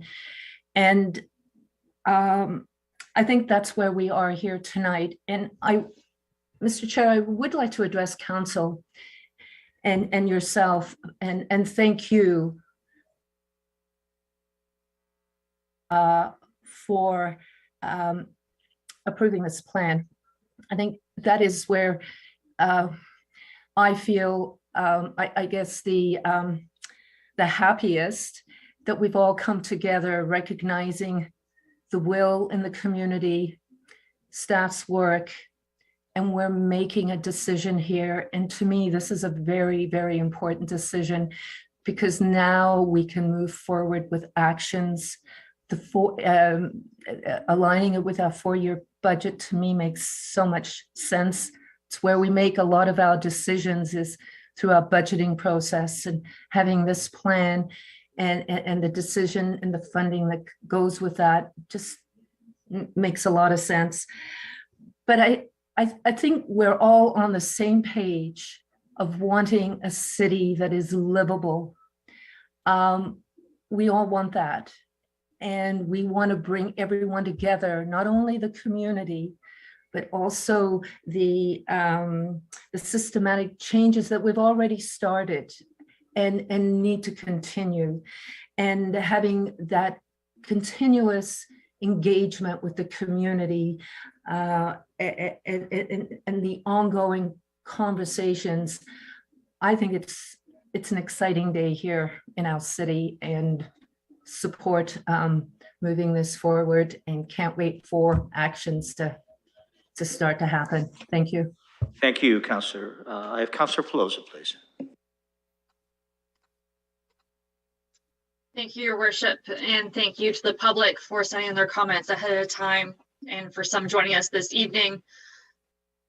Reading the feedback in the report, recognizing that absolutely this was done and put together at a tremendous speed, recognizing the importance of this issue by staff and doing diverse community engagement. And it is the start of the conversation, certainly not a one and done. This is going to be an organic document that will, when accepted this evening, live with council of this council and councils to come.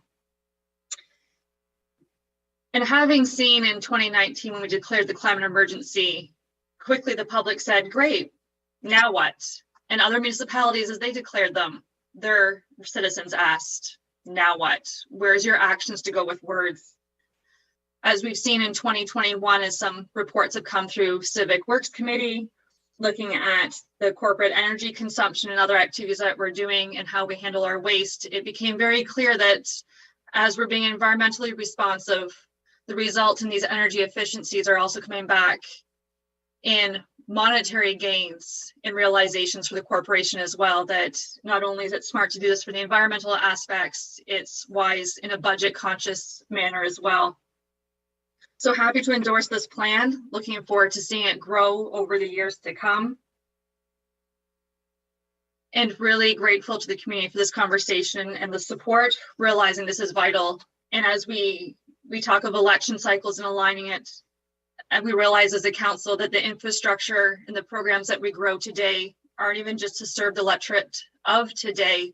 It's those who are going to be Londoners and proud Londoners, realizing the gains that we've made today in the decades to come. Thank you. And thank you. I'll now look to Councillor Hamou, please. Thank you. First of all, thanks to staff for all of their hard work. I'm really excited to second this plan and to get it passed through council.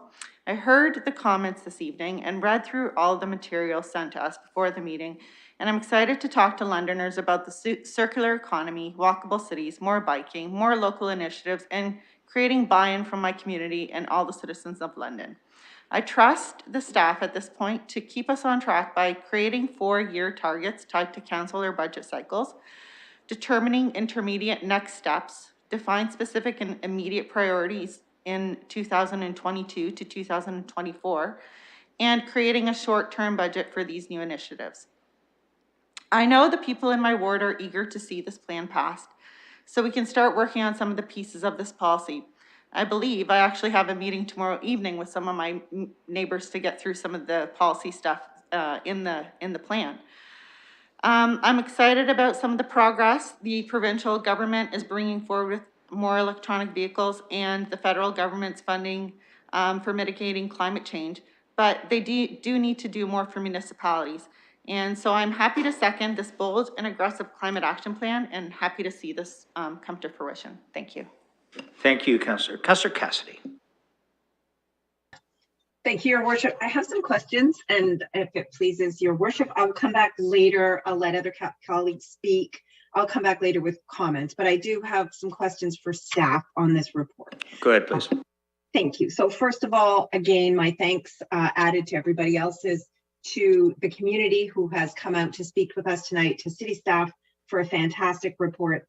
My first question is in the list of stakeholders who were engaged throughout this. I did not notice the school boards, and I wonder if there was any thought given to engaging the school boards, and by school boards I mean actually teachers and students very specifically. I think they kind of have the young people have an understanding of this issue that we probably underestimate. Mr. Stanford? Through the chair, the school boards are on our list for going forward. During the development of this plan, schools were in such a challenge of their own that we chose not to engage them directly. We know they are a priority, and in fact, they are specifically listed in our under engagement, of course, and of course in the one where we're going to be developing a better model for taking our high school kids through college and university, keeping them here in London, and having them be more climate wise. So that is part of the go forward strategy, but not part of during the development. Councillor Cassidy. Thank you, Mr. Mayor, and I completely understand with COVID. So I'm really glad to hear the big plans going forward, especially targeting students themselves. There was a comment from in the report that came from the public about using city land for things like solar, wind, etc. Is that something that will be considered as well going forward? Mr. Stanford? Through the chair, absolutely. We're looking at that right now, right down to locations such as what could go on closed landfill sites, what could go next to an operating landfill site, and of course, other areas such as our wastewater treatment plants. What opportunities do they represent? That is part of our plan, correct? Excellent. Thank you, Mr. Mayor. As somebody mentioned about parking in particular, I think they were speaking about mostly, I think, on private driveways and things like that, but the idea of green parking. I wonder if that's, I know now that we have this climate emergency lens, when we're considering some of the open parking fields, some of the downtown parking locations that are exempted right now from the ban on downtown parking, will that come into it? Will we use the climate emergency lens to perhaps impose that on owners of private parking lots to perhaps make it greener using permeable surfaces, things like that. But those kinds of things being considered. Mr. Stanford. Through the chair, I can't offer a specific example, but what you have raised there are the items that we've already discussed with our colleagues in planning and economic development. These are important discussions on what changes can be made at the right time when in fact they are the most cost effective to do at that point in time. So those discussions have started internally.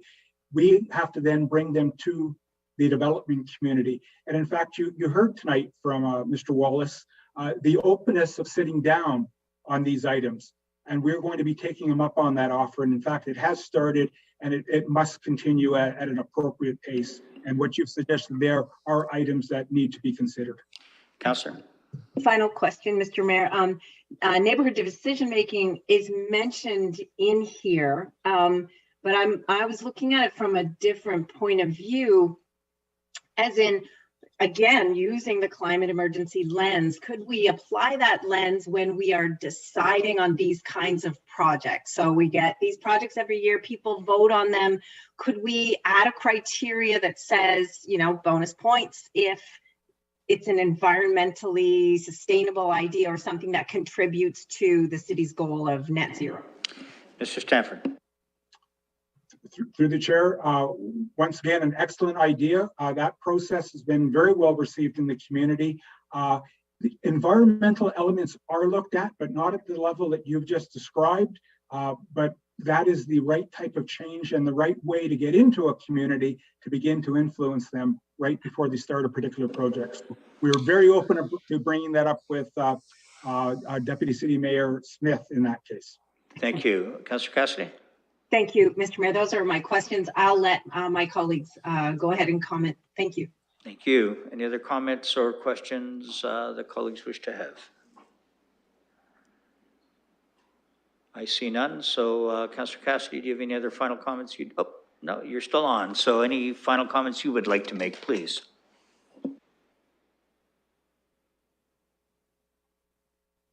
In the famous words during COVID, you're still on mute. Thank you. So maybe my comments will trigger other comments. So as Councillor Pelosa hinted at as well, you know, how did we get here? How did we get to where we are today with this report and this plan? We make a lot of comments here at the council table.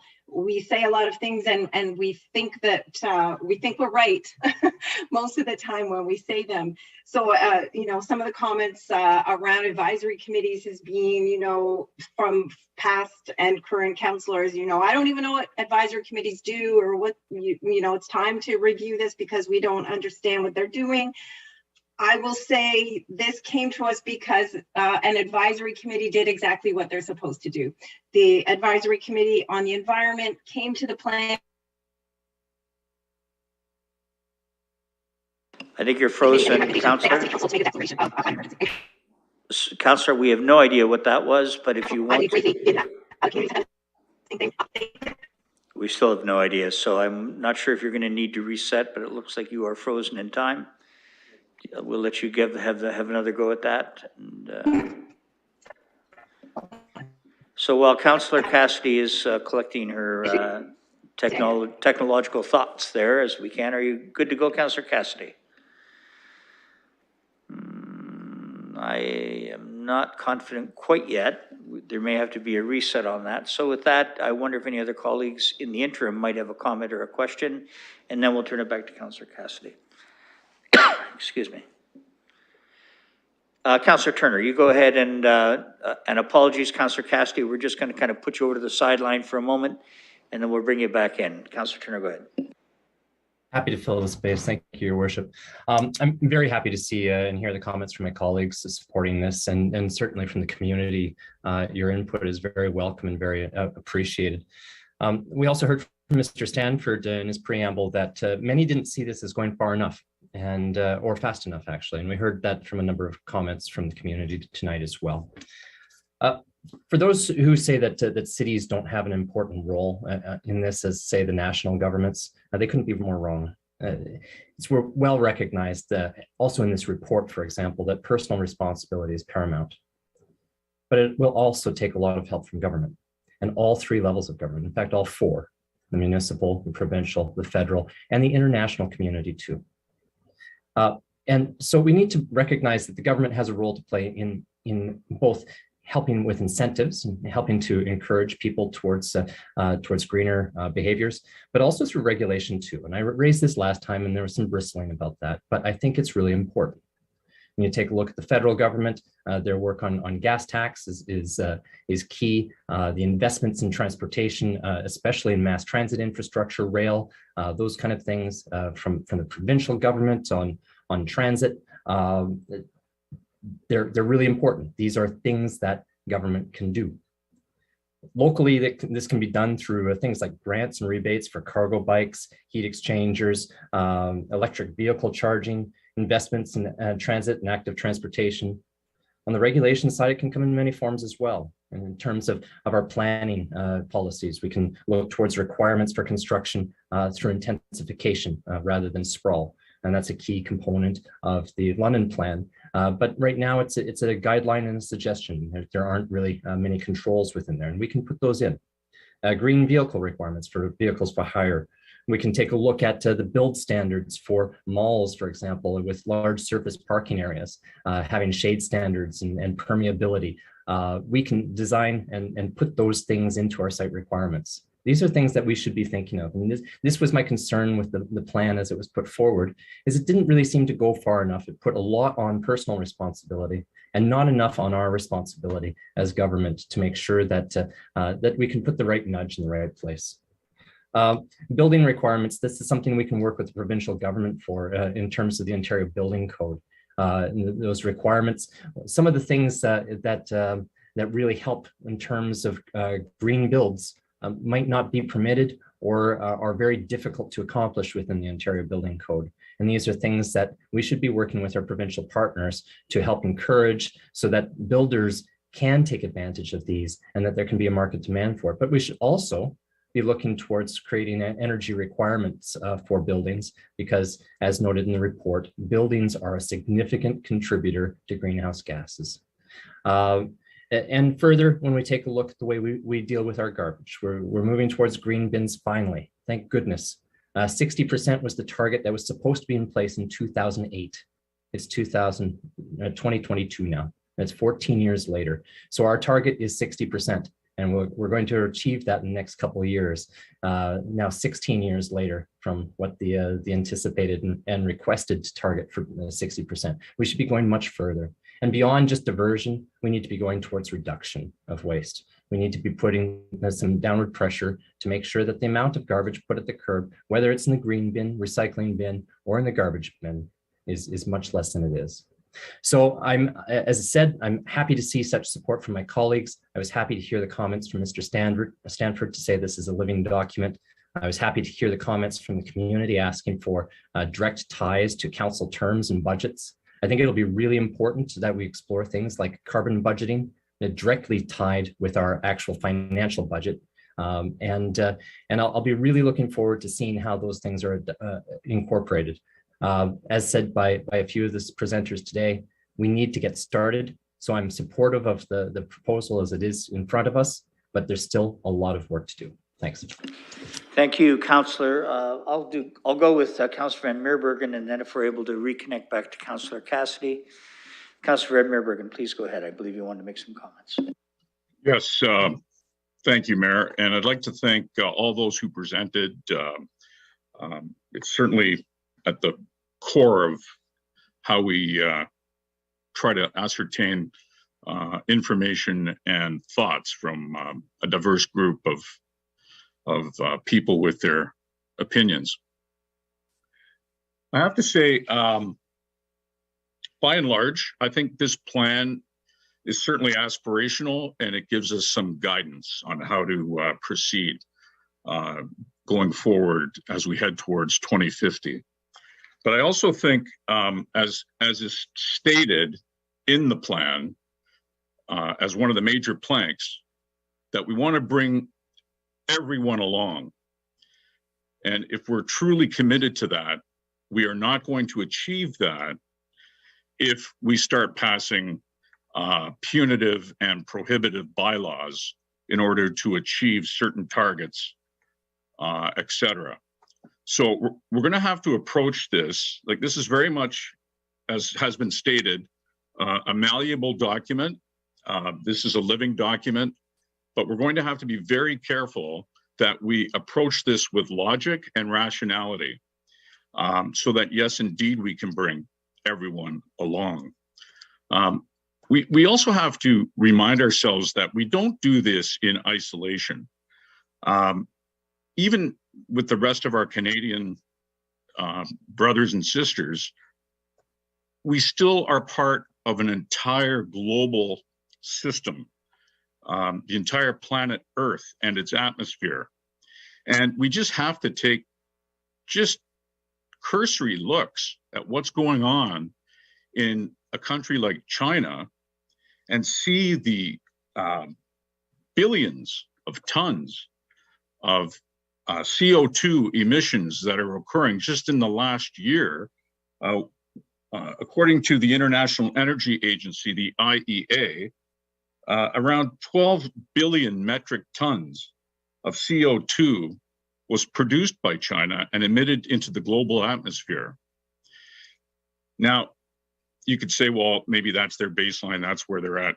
But no, in addition to the around 1,000 coal burning electricity plants in that one country, there are plans for around 200 or so additional coal burning plants to feed this behemoth of an economic power.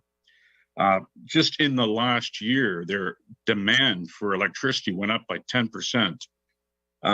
So we can see that these emissions are just rising, and in a very large sense, colossal sense, that here in little old London, Ontario, we can do all these nice things we're talking about, and it may not make any difference whatsoever. And I think we have to have our eyes open with that and realize that we are not, certainly in London, Ontario, with all that's going on. And I haven't even mentioned, or others haven't even mentioned, what India is doing. So these large, huge emitters, from what can be seen, will continue to emit and increase the emissions. Thank you. Well, thank you. Councillor Cassidy, do we have you back somewhere in the ether here? And I'm wondering if you have any concluding remarks you would like to make as well.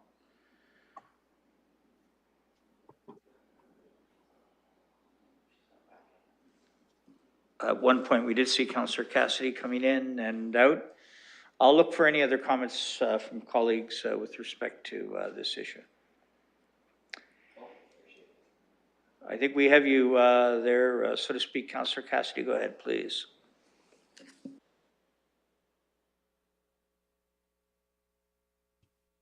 There we go. Sorry, I switched to my iPad. I'm having some serious internet problems that I don't usually have. So my apologies and thank you for your patience. Please go ahead. So thank you. Going back to, I think, where I left off, we had an advisory committee come to our council and make a recommendation that came to the planning committee. And through the planning committee, they asked council to make the declaration of a climate emergency. And as Councillor Pelosa said, many people said, including some of us around the council chamber, said, what's the point? So what's the point of a declaration? What will that get us? And so this is where we are today, and this is what that declaration has got us. And, fast forward from April 2019 to our budget process in early 2020. I don't think anybody would deny the overwhelming number of people that came out to make submissions to us during the budget process were people concerned about the environment and concerned about climate change. And I would say that these were regular individual Londoners. These were our fellow citizens, our neighbors, our friends, our community members. Some of them, like today, represented organizations that do this kind of advocacy, that care about the climate and are involved in an organized way. But I would say the submissions that came to us during the budget process were well beyond that kind of organized advocacy. We had school children come to us. We had regular people just come and speak to us on the importance of this issue for them. And I, you know, it was wonderful to hear from Mr. Wallace. He always comes out and gives us the perspective from his organization and the perspective from the development industry in London. And I have a message to the development industry in London. This is no longer just vested interests that care about this issue. These are everybody. These are our neighbors. These are our community members. And I gave a speech to FCM back in 2016. And in that speech, it was FCM's Sustainable Communities Conference. And we talked about some of the things that were going on in London at the time. And I spoke specifically about West 5. So that was a long time ago. I know right now in Ward 5, there's a subdivision being built called Applewood, and it is a mixed use community that is being built. There will be commercial, there will be office space, there will be retail, there will be some restaurants and cafes there. It will allow not just the people living in Applewood to stay in their community, to get a bite to eat, to shop and things like that, but it will also allow people in the nearby neighborhoods to access what's going on in Applewood as well. So my message to the development community is you need to catch up. You need to catch up to the rest of Londoners. I can't be talking about West 5 10 years from now as, again, one of the few examples of these kinds of mixed use developments going on in London. It takes everybody. Us as individual Londoners making changes in our homes. Yes, we have to do those things.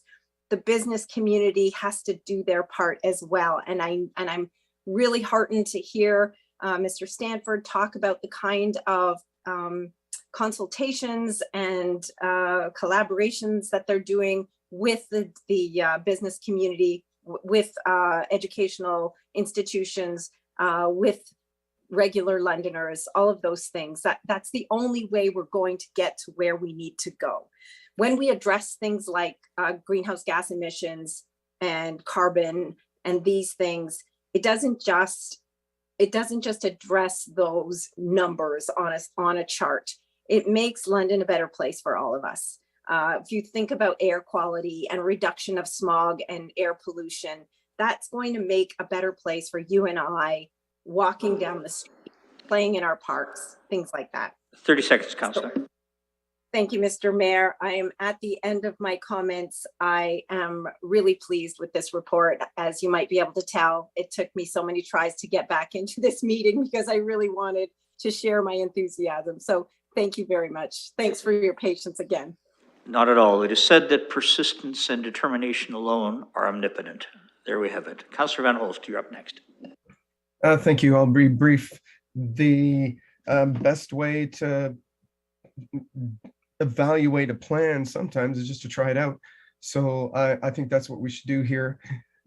I would say that probably one of the most effective things we can do is find a simple strategy that would be attractive to communities around the world. And if they were be able to implement that as we did successfully, then that would make a much greater and leveraged effect of our efforts.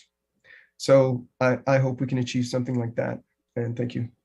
Well, thanks very much. I have no other speakers on the speakers list.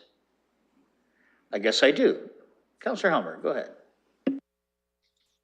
Thank you. I appreciate the comments from members of the public, but also colleagues. Glad to see that there's wide support for the plan. I think it's good, and I'm happy to vote in favor of it tonight. I do want to say, though, that you know, we've got a lot of good plans that going in the right direction. We're going to be faced either in this term of council or future terms of council with particularly challenging decisions around where people live, kind of buildings that they're going to live in, and where those buildings are located, and how they can move around the city. And going through the kind of transition that's going to be necessary to meet our climate change goals is going to put a lot of pressure on people in terms of affordability. There's just a lot of things changing at the same time.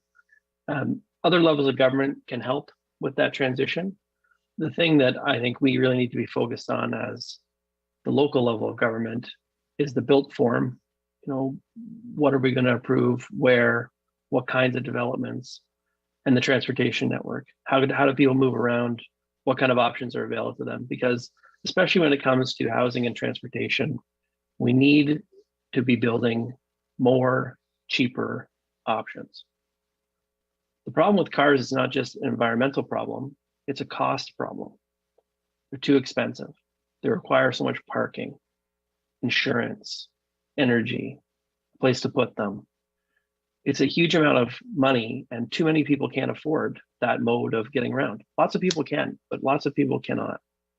And so when we're managing through the transition on climate, we need to make sure that the housing that's being built is more affordable, that it's located closer to the places people want to go, so that they can get that housing and not have such long trips in the first place, regardless of how they're trying to get around. If the distance is shorter, the trips will be shorter. The amount of money they have to spend, regardless of how they're getting around, will be less. And so I think those are going to be the tough challenges for us as a municipal council, making decisions around land use. You know, if we keep building low density sprawl out on the edge of the city, we're just going to keep making the same problem worse.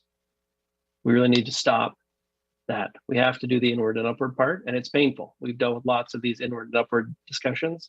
They're not always easy, but we're going to have to make lots of them between now and then if we're going to actually get to these goals. That's the part that local government can really help with. Where is the built form going to change, and how? Where are people going to live? Are we going to build more affordable housing options, or continue on with things that are out of reach for too many people?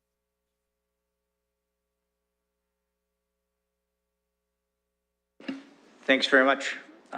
Often colleagues will say, well, that's it, but I guess that was it. So any other comments, colleagues, before we call the question?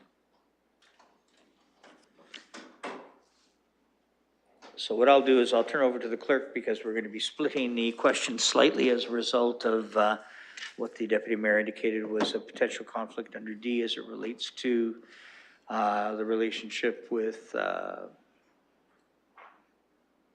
Western. But why don't I get the clerk just to clarify what it is we'll be voting on, please? Thank you. Through the chair, I will open up the vote first for parts A, B, and C of the motion. So as long as that's clear, then we will call the vote.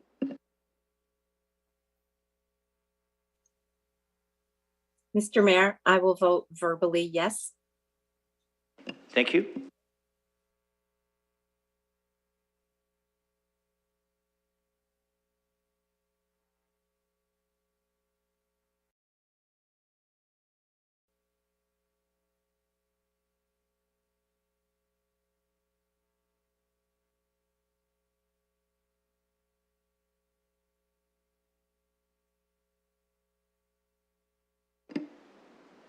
Closing the vote, the motion is passed 15-0.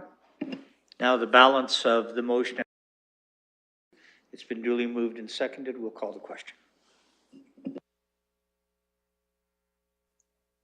I'll vote verbally yes, Mr. Mayor.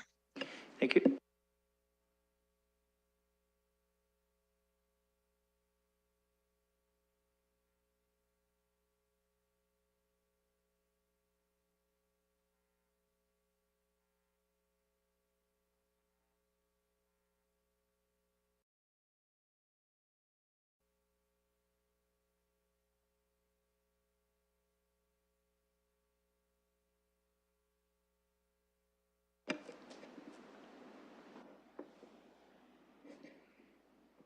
Councillor Van Meerbergen?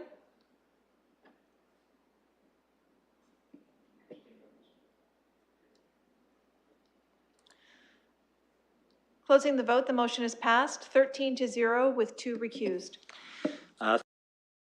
I will turn your attention to items for direction. Item 4.1, we start with the 2021 Council Compensation Review Task Force Final Report. Now, I am led to believe, unless my information is otherwise correct, that we have the chair of the task force in virtual attendance. I see Dan Ross there. I wonder, Mr. Ross, if it may be helpful. I know you'll certainly be available to answer any questions, but can you give us a high overview of the report? And then certainly if anyone has any questions, if they're assuming there's a mover and a seconder, then we'll proceed accordingly. Could we ask you to do that, please? I'm happy to do that, Your Worship. It's not necessary to go through the report in detail. I think it's fairly self-explanatory, and I'll just hit a few of the highlights if you wish. I am the chair of the 2021 Council Compensation Review Task Force. I also chaired the 2016 Task Force, so have had the opportunity to not only visit this once, but actually twice. I'd like to start off by first acknowledging and thanking members of the task force. These people give of their time, and I think it's important that they be acknowledged. Don Bryant, Joe Lyons, Christine Scrimgeour, and Jeff Tudhope. Their details on those individuals are in the report, but their commitment, their experience and intelligence was invaluable to the task force, and I do want to thank them. I also want to give a special thank you to our Deputy City Clerk, Sarah Corman. Her assistance and guidance throughout was extremely helpful and made all of our lives much easier. As you know, Your Worship, the task force is a creation of council. Its duties were defined by council, and they're covered in our report, but I do want to just make a couple of specific references. The duties as defined were to review the most recent median full-time employment income data for Londoners, to review, consider, and continue the work on the recommendations of any previous council compensation review task force. And we were to make recommendations regarding implementation of any changes in compensation, which might include phasing and indexing. And I think equally important is to make note for members of the committee and council as to what we were not mandated to do. And that is, we did not review councilors' benefit package. We did not review the staff support model, and we did not review expense accounts.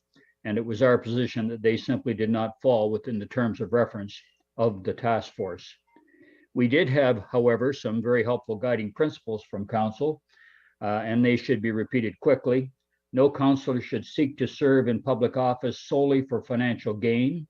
The key motivation should be to serve and improve the well-being of the citizens of London.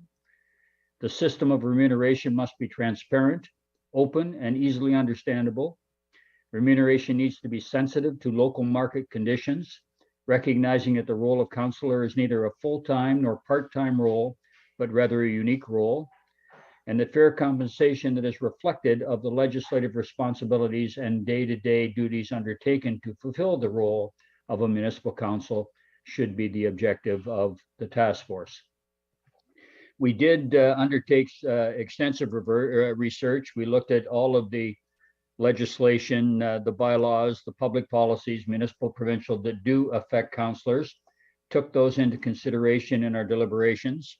Public input was considered integral to the process. We did have input from the public, both by way of a survey, which was conducted at large, and a public meeting. We also surveyed members of council to get their input on a number of issues that were before the committee. We've set out under item 3 of our report some general observations and considerations of the committee. I will not go through those in detail, but would be happy to answer any questions later that any members of the committee might have. The recommendations, I do think, bear repetition. There's only 6 of them. And I think they do flow from and are consistent with the 2016 Task Force report. Recommendation number 1 is that, consistent with current practice and effective with the commencement of the next term of council, The annual compensation for serving as a ward councillor be set at the 2020 median full-time employment income for Londoners as determined from the 2021 census data. It being noted that while 2021 data will not be available until July of 2022, it will be available well prior to the effective date of any adjustment. The rationale is given there. Again, I will only mention a couple of points very, very quickly. The task force again recognized that the role of a counselor is unique, and for the purposes of determining compensation, we did not consider it necessary to define it as either full-time or part-time in order to arrive at a decision.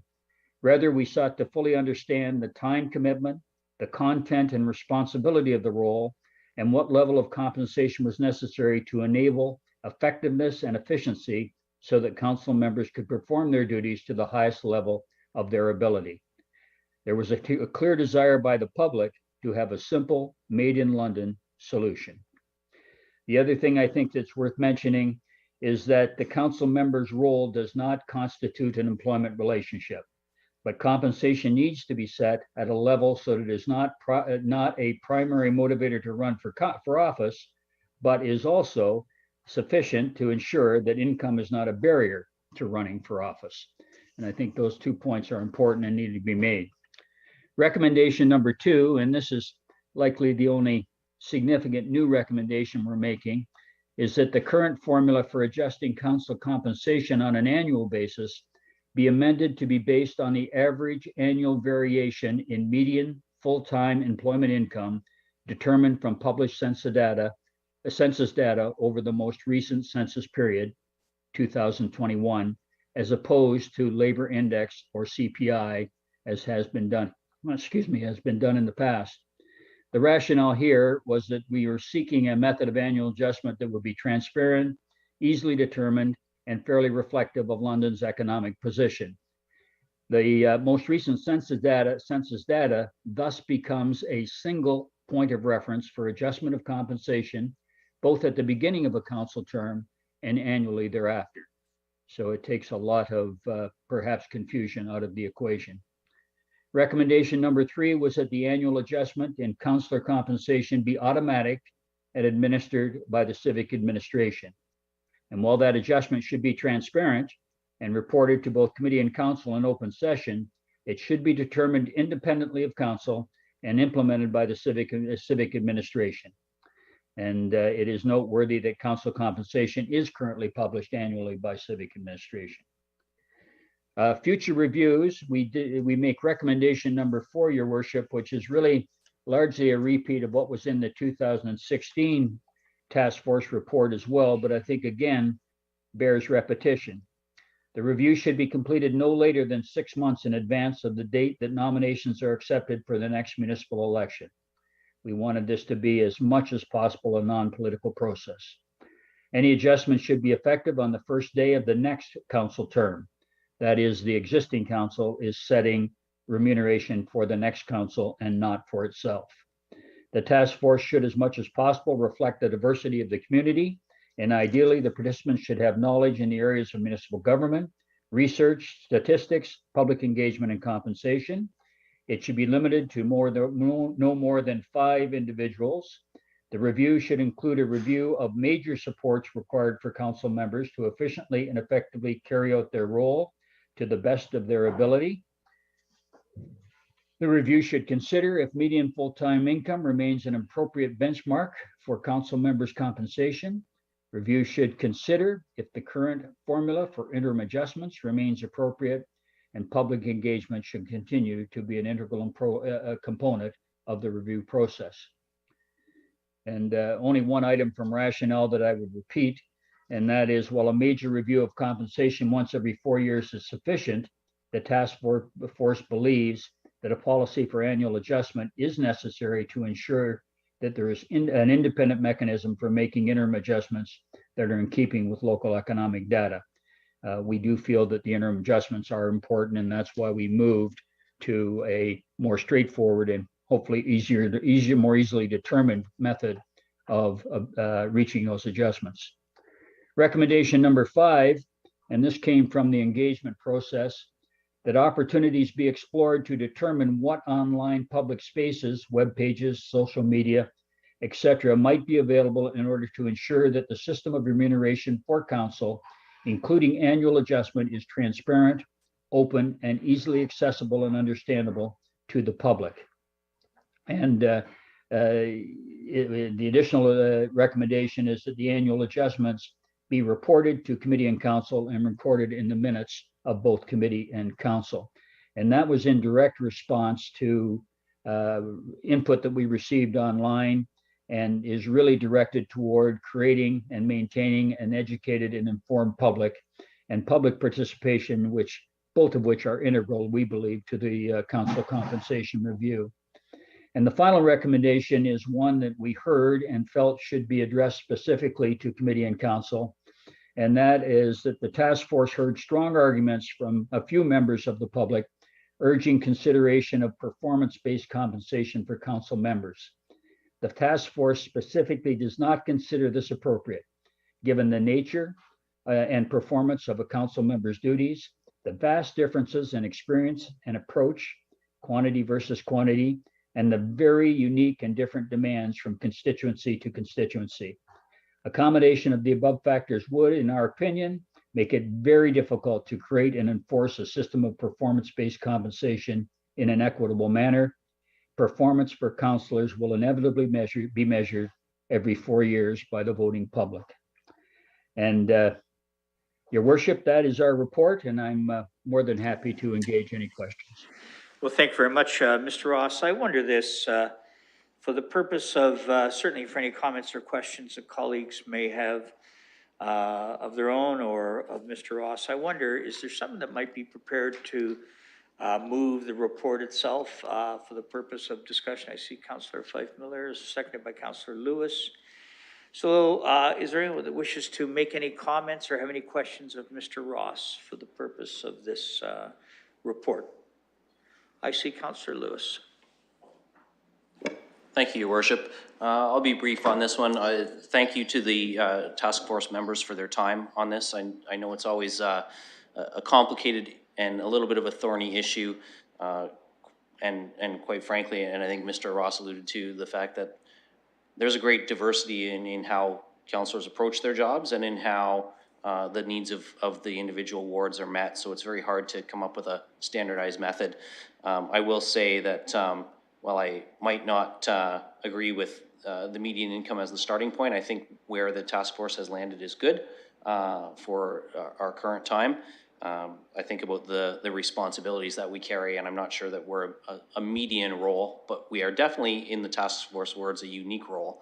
And I think that the most important part of this for me is moving towards allowing civic administration to do the annual increase as an automatic on a very straightforward, easy to understand formula, which I think the task force is recommending here. I think this is an improvement over the previous CPI and labor market index metrics. So I'm very supportive of that moving forward, and sort of taking the what I've said publicly, the political circus out of having to vote on our own pay every year. I think by putting it in the hands of civic administration as the task force has recommended makes a whole lot of sense. And in the interest of fairness for everybody, then it's not a political decision in terms of self-interest. It's a decision that's just following along with the formula outlined by a very knowledgeable panel of people. I know a couple of you. I know that you've put a lot of thought into this, so I appreciate that. Thanks very much. I have Councillor Turner. Thank you, Your Worship. Just really quickly, and thank you, Mr. Ross, and to your committee as well. I know you put a lot of work into it and a lot of thought, and that's reflected in your recommendations. I had two questions. One was with respect to the recommendation that you have with respect to compensation is reflective of current conditions. Had you identified any conditions that may change that would be impetus for reevaluating the framework in terms of the way council is composed, the way council workload exists, the meeting schedules, those kind of things? Mr. Ross? We did have those discussions. As I said earlier, most of that, quite frankly, was outside of our mandate by virtue of terms of reference. But there's no question, if you review some of the public comments that we got, not only this year, but in the 2016 report, there is significant comment and interest in the public about what the future role of counselors might look like, whether that's full-time, whether that's part-time, whether we have the appropriate number of counselors, etc. It may be something, Councillor Turner, that at some point in time merits further council investigation. You know, I know we have the governance working group, and there are various committees, and council itself can review those things. But they were simply not within the purvey of the committee at this point in time. It's why we added some of that in our general observations, just to make council aware that those things indeed are on the minds of some members of the public. As far as dealing with emergency situations or any unforeseen change in circumstance, one reason we moved to the median for adjustment was to remove some of the peaks and valleys, if you will. But our thought ultimately was that, you know, subject to the appropriate process for reopening matters before council, council always has the ability to review in the case of significant unforeseen circumstances. Whether that review would be by councillor or whether it would be by people independent of council would of course be up to council at that point in time. But we did have an active discussion on that point and felt that our best course of action at this point in time was to make the recommendations we did, specifically 1, 2, and 3. And indeed, if there were unforeseen circumstances, they'd be dealt with at that time. Councillor Turner? Very good, thank you. Second question, if I might, through your worship, is just with respect to the ability to do the recommendation that staff administers the increases. My previous understanding, and perhaps I'm wrong, was that the legislation required us to pass those increases as a council, and that we couldn't just simply defer those to staff. Sure. Our information with staff was that what we've recommended is in fact doable and within the legislation, Councillor Turner. You know, whether or not it has to come back for some sort of rubber stamp from council, our feeling was that it had to be, or the information was that it had to be reported to council rather, and indeed we wanted it reported for reasons of transparency and to make it available to the public. But that civic administration was in and of itself available to invoke the change. Councillor Turner? That's helpful. That is certainly a clause and something that I've been long advocating for. I think it's really important that it's taken out of our hands. It ends up being a political hot potato in general. To say that it's not a political decision, well, us making the decision right now makes it political in its own right, and we kind of get to dodge it by passing it over to staff. But I think it works in both ways, right? It keeps us from passing increases that are not appropriate, and it keeps us from debating and doing things for optics because we're scared to touch the compensation question. It's also one that has an inherent conflict in it for us. It's one of those only ones where on a conflict of interest, we don't have to declare it because it's something that we have to do as required of us to pass something that sets our compensation, even though we each individually benefit from it. So I also recognize that the challenges in the public too, that there might be different economic circumstances that either adversely or positively affect the community, and I think the recommendation here is sound because it ties our compensation to those same forces. It ties it to the earnings of the community, and it ties it to the inflationary impacts of the community as well. So again, thank you for your work and time, and I'm happy to support the recommendation. It's a thorny issue always, and I think council's got a history of taking your advice and sometimes leaving your advice, but I think this is sound and we appreciate everything you've done. Thanks. Thank you, Councillor. I'm not sure if there are any other speakers to this issue. This has been moved and seconded. So with that, and don't go away, Mr. Ross, quite yet, but we have no gift for you, but please don't go away quite yet. We'll call the question.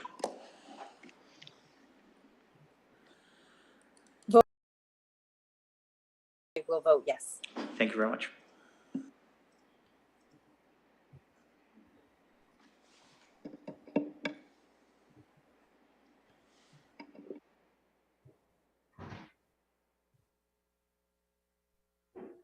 Closing the vote, the motion's passed 15 to.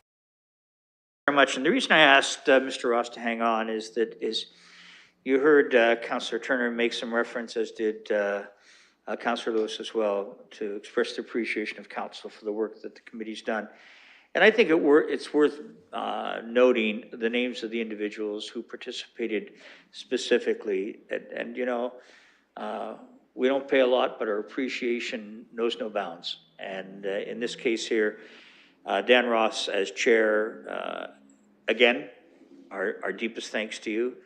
Don Bryant, another member of the legal community, as part of the voting members of the task force. Joe Lyons, a prof and director of local government at Western. Christine Scrimcher, managing partner of Scrimcher and Company. Jeff Tudhope, master of industrial relations at Queens. And those are your 5 voting members. And in addition to that, colleagues, we have task force clerk support from Sarah Corman and Kathy Saunders, our retired clerk. And additional staff resources from Anastasia Bush, Ian Collins, and Glynis Tucker. So to all of those individuals that had a role to play and participate in this, the heartfelt thanks of council in doing this. So Mr. Ross, I hope that you will take that back to the committee members with our deepest appreciation. I will, Your Worship, and I thank you for those comments. I will say that it was an excellent committee. They approached it with I think some degree of enthusiasm. I think we all appreciate the job that councilors do, and our goal both in 2016, 2021 is to enable. It's a job that needs to be done. I think the deliberation prior to item 4.1 on SEEP is a perfect example of how important things are these days. And I'd thank council and tip my hat to them for moving things in the right direction. So thank you. And thank you as well. Colleagues, I'll turn your attention now to 4.2. And by the way, normally, typically at 6:30, as we know, we slip away for a little something, but I'm just mindful that we may just have a few minutes of business still to do. But Councillor Cassidy, did you have, was your hand raised or were you adjusting the screen or your hair? I do that a lot, actually. All right, so with that, I wonder, colleagues, unless I hear otherwise, do you mind if we just push for a few minutes through to, with a few items there? I see one set of thumbs up, 2 sets, so let's just say yes. All right, good for all of you, thank you. There's always one councillor who will remain nameless, who always look to make sure that that particular councillor is good with this decision to proceed. So colleagues, we have a, and we are not naming names here today, we have a confirmation of appointment to the Argyle Business Improvement Association. It is in your package.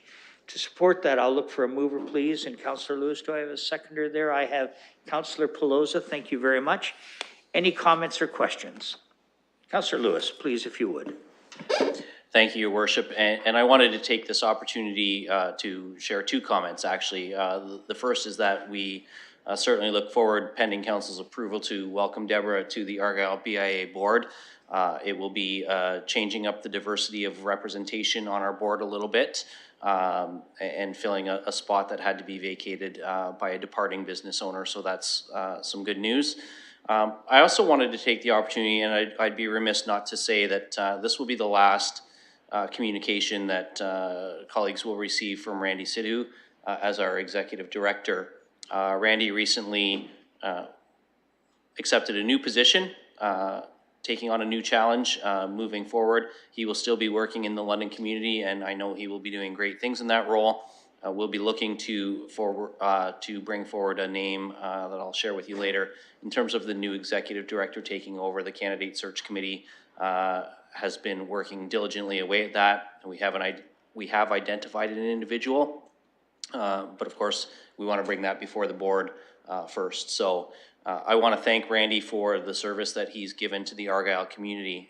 And we all know what a tough last couple of years it has been for small business in our community. And the Argyle BIA is primarily small business. It's family run and operated shops. They are, yes, we do have some big boxes at the Argyle Mall, but for the most part, these are family owned and operated. And despite all of the difficulties that COVID has presented, the BIA is net positive in terms of the number of businesses who are participating as members. We've had businesses open despite these challenges. So I think that speaks very strongly to the future in Argyle and the Argyle BIA being quite bright. And we'll look forward to new leadership continuing that trend. Thanks very much. Any other comments? So with that, we'll call the question. And as we call the question, colleagues, it strikes me that when I imagine the various BIAs throughout the city, how well represented this community and the series of communities across the city have been treated. So while Mr. Sidhu has been acknowledged and quite properly, I'd like to extend that acknowledgement to all executive directors and all the staff and volunteers of the various BIAs throughout the city. We'll call the question.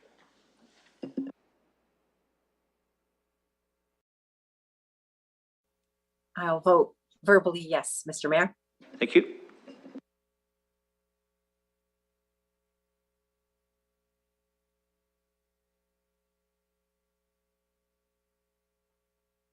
Closing the vote, the motion's passed 15-0. Your attention to 4.3 city appointees to Western University's Board of Governors. Not so much appointees, but rather a process, I suppose, or request in terms of skill sets. But with that, or skills matrix, with that, I will look for a motion to accept the communication from Western. I see Councillor Fife Millar, seconded by Councillor Hamou. Comments or questions? I wonder if I could ask Councillor Pelosa to take the chair. I'd like to make a comment if I could, please. Thank you. First speaker, recognizing the mayor. Thanks very much.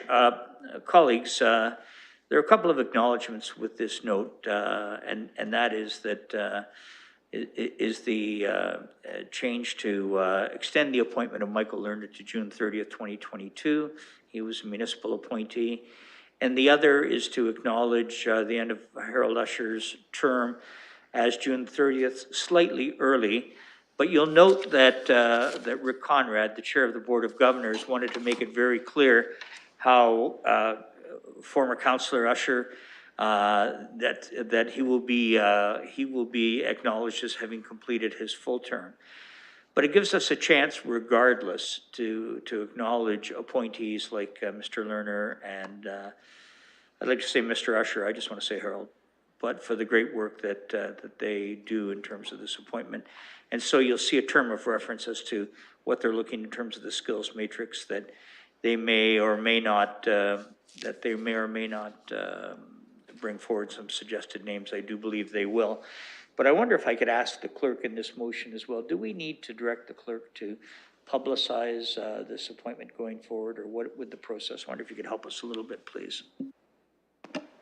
Through the chair, that is part of the motion that we will undertake to advertise for the two positions that will be vacated July 1st, 2022, and that this will not be one of the appointments that is done by the new council after the election this fall. All right, thanks very much. Thank you, Councillor Pelosa. I'm done. Thank you, Your Worship, and I have me on your speakers list. Thank you very much. Why don't we hear from Councillor Pelosa then, please? This is a little bit like basketball in a curious way. Thank you. We're just so friendly and we share space so well. I just want to take this opportunity, since we just finished discussing councillors' compensation and having reviewed the public's feedback of how they view what we do and our agency board and commission work, that this is an opportunity that former City Councillor Harold Usher took on with great passion after not seeking re-election, that he still wished to serve his community, and many former elected officials continue to do good work as we do on council. And I just wanted to highlight for that public of, just if we're the public eye, we're still busy behind the scenes serving, as it's an honor to serve, and just thanking these two people coming up to the end of their term on this board and all those residents who step forward to do good work behind the scenes on agency boards and commissions that largely go unseen. So just thank you. And thank you for those comments. I think we all can relate to that as well. So with that, are there any other comments before we call the question? Then let's do that, please.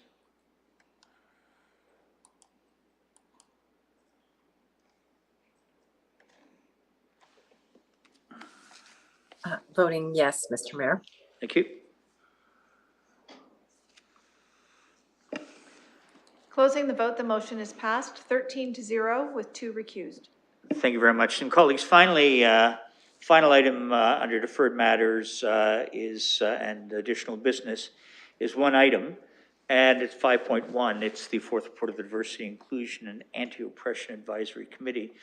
You'll see that that in that report is included a clause related to the FCM's resolution related to strengthening Canada's hate speech laws. And I know the Deputy Mayor was very active in that particular discussion and participation. I wonder if I can call on him, please. Yes, thank you, Your Worship. I'm happy to move the direction that's coming out of the Diversity, Inclusion, and Anti-Oppression Advisory Committee.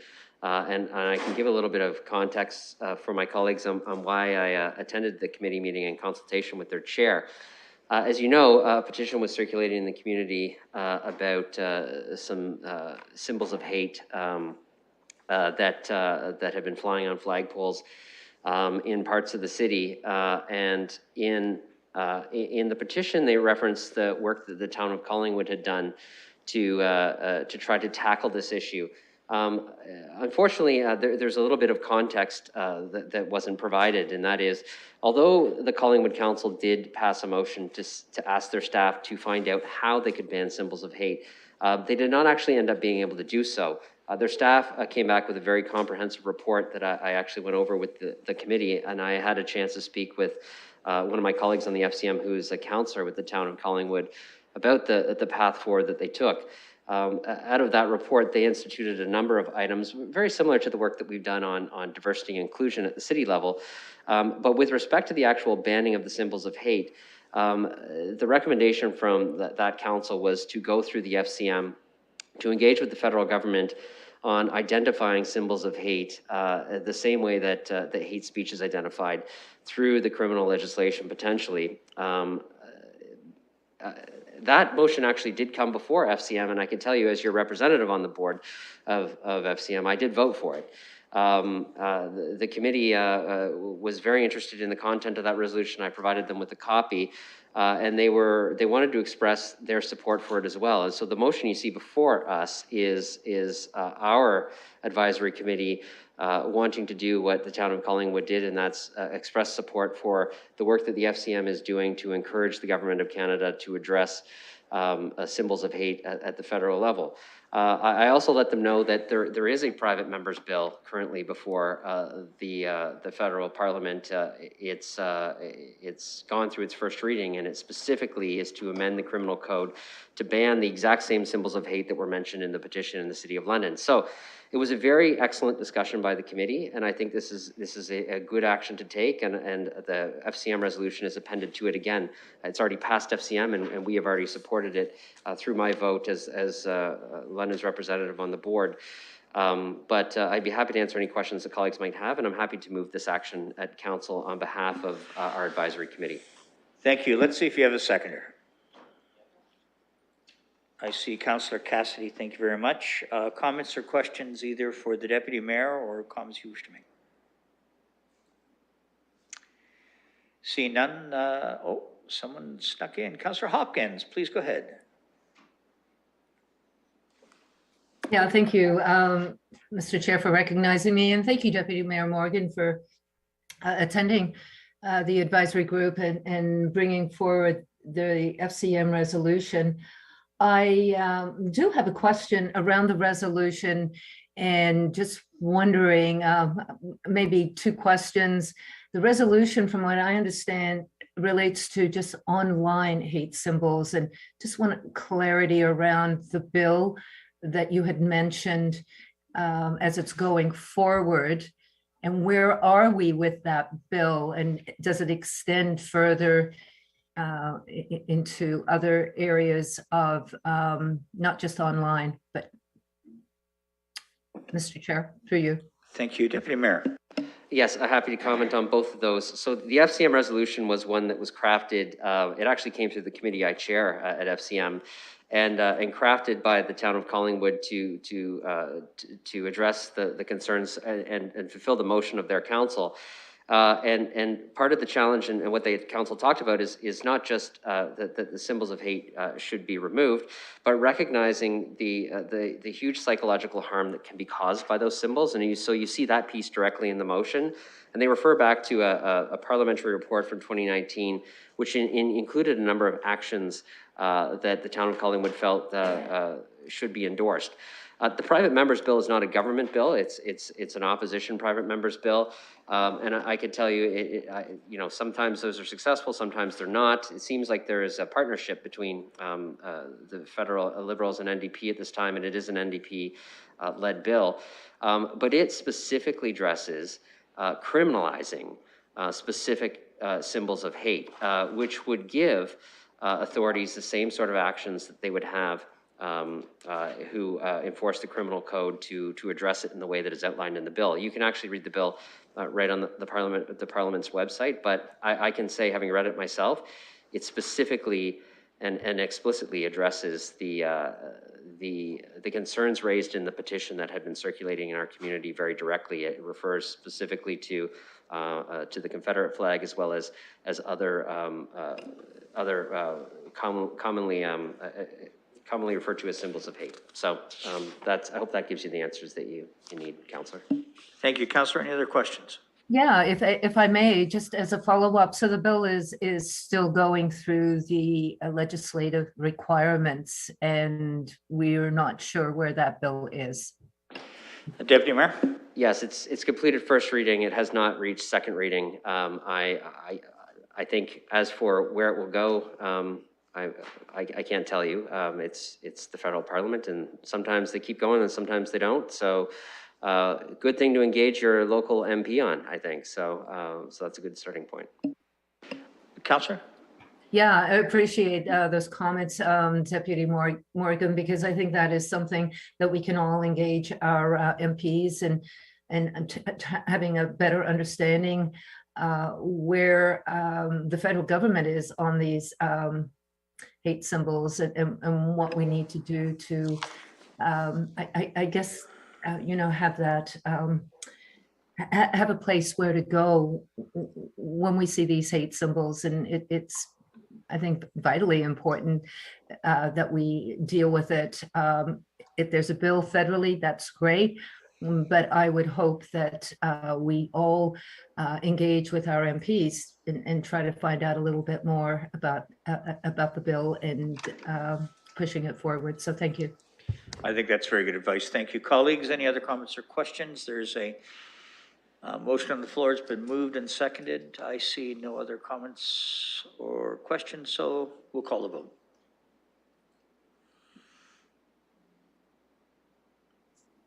I'll vote yes, Mr. Mayor. Thank you.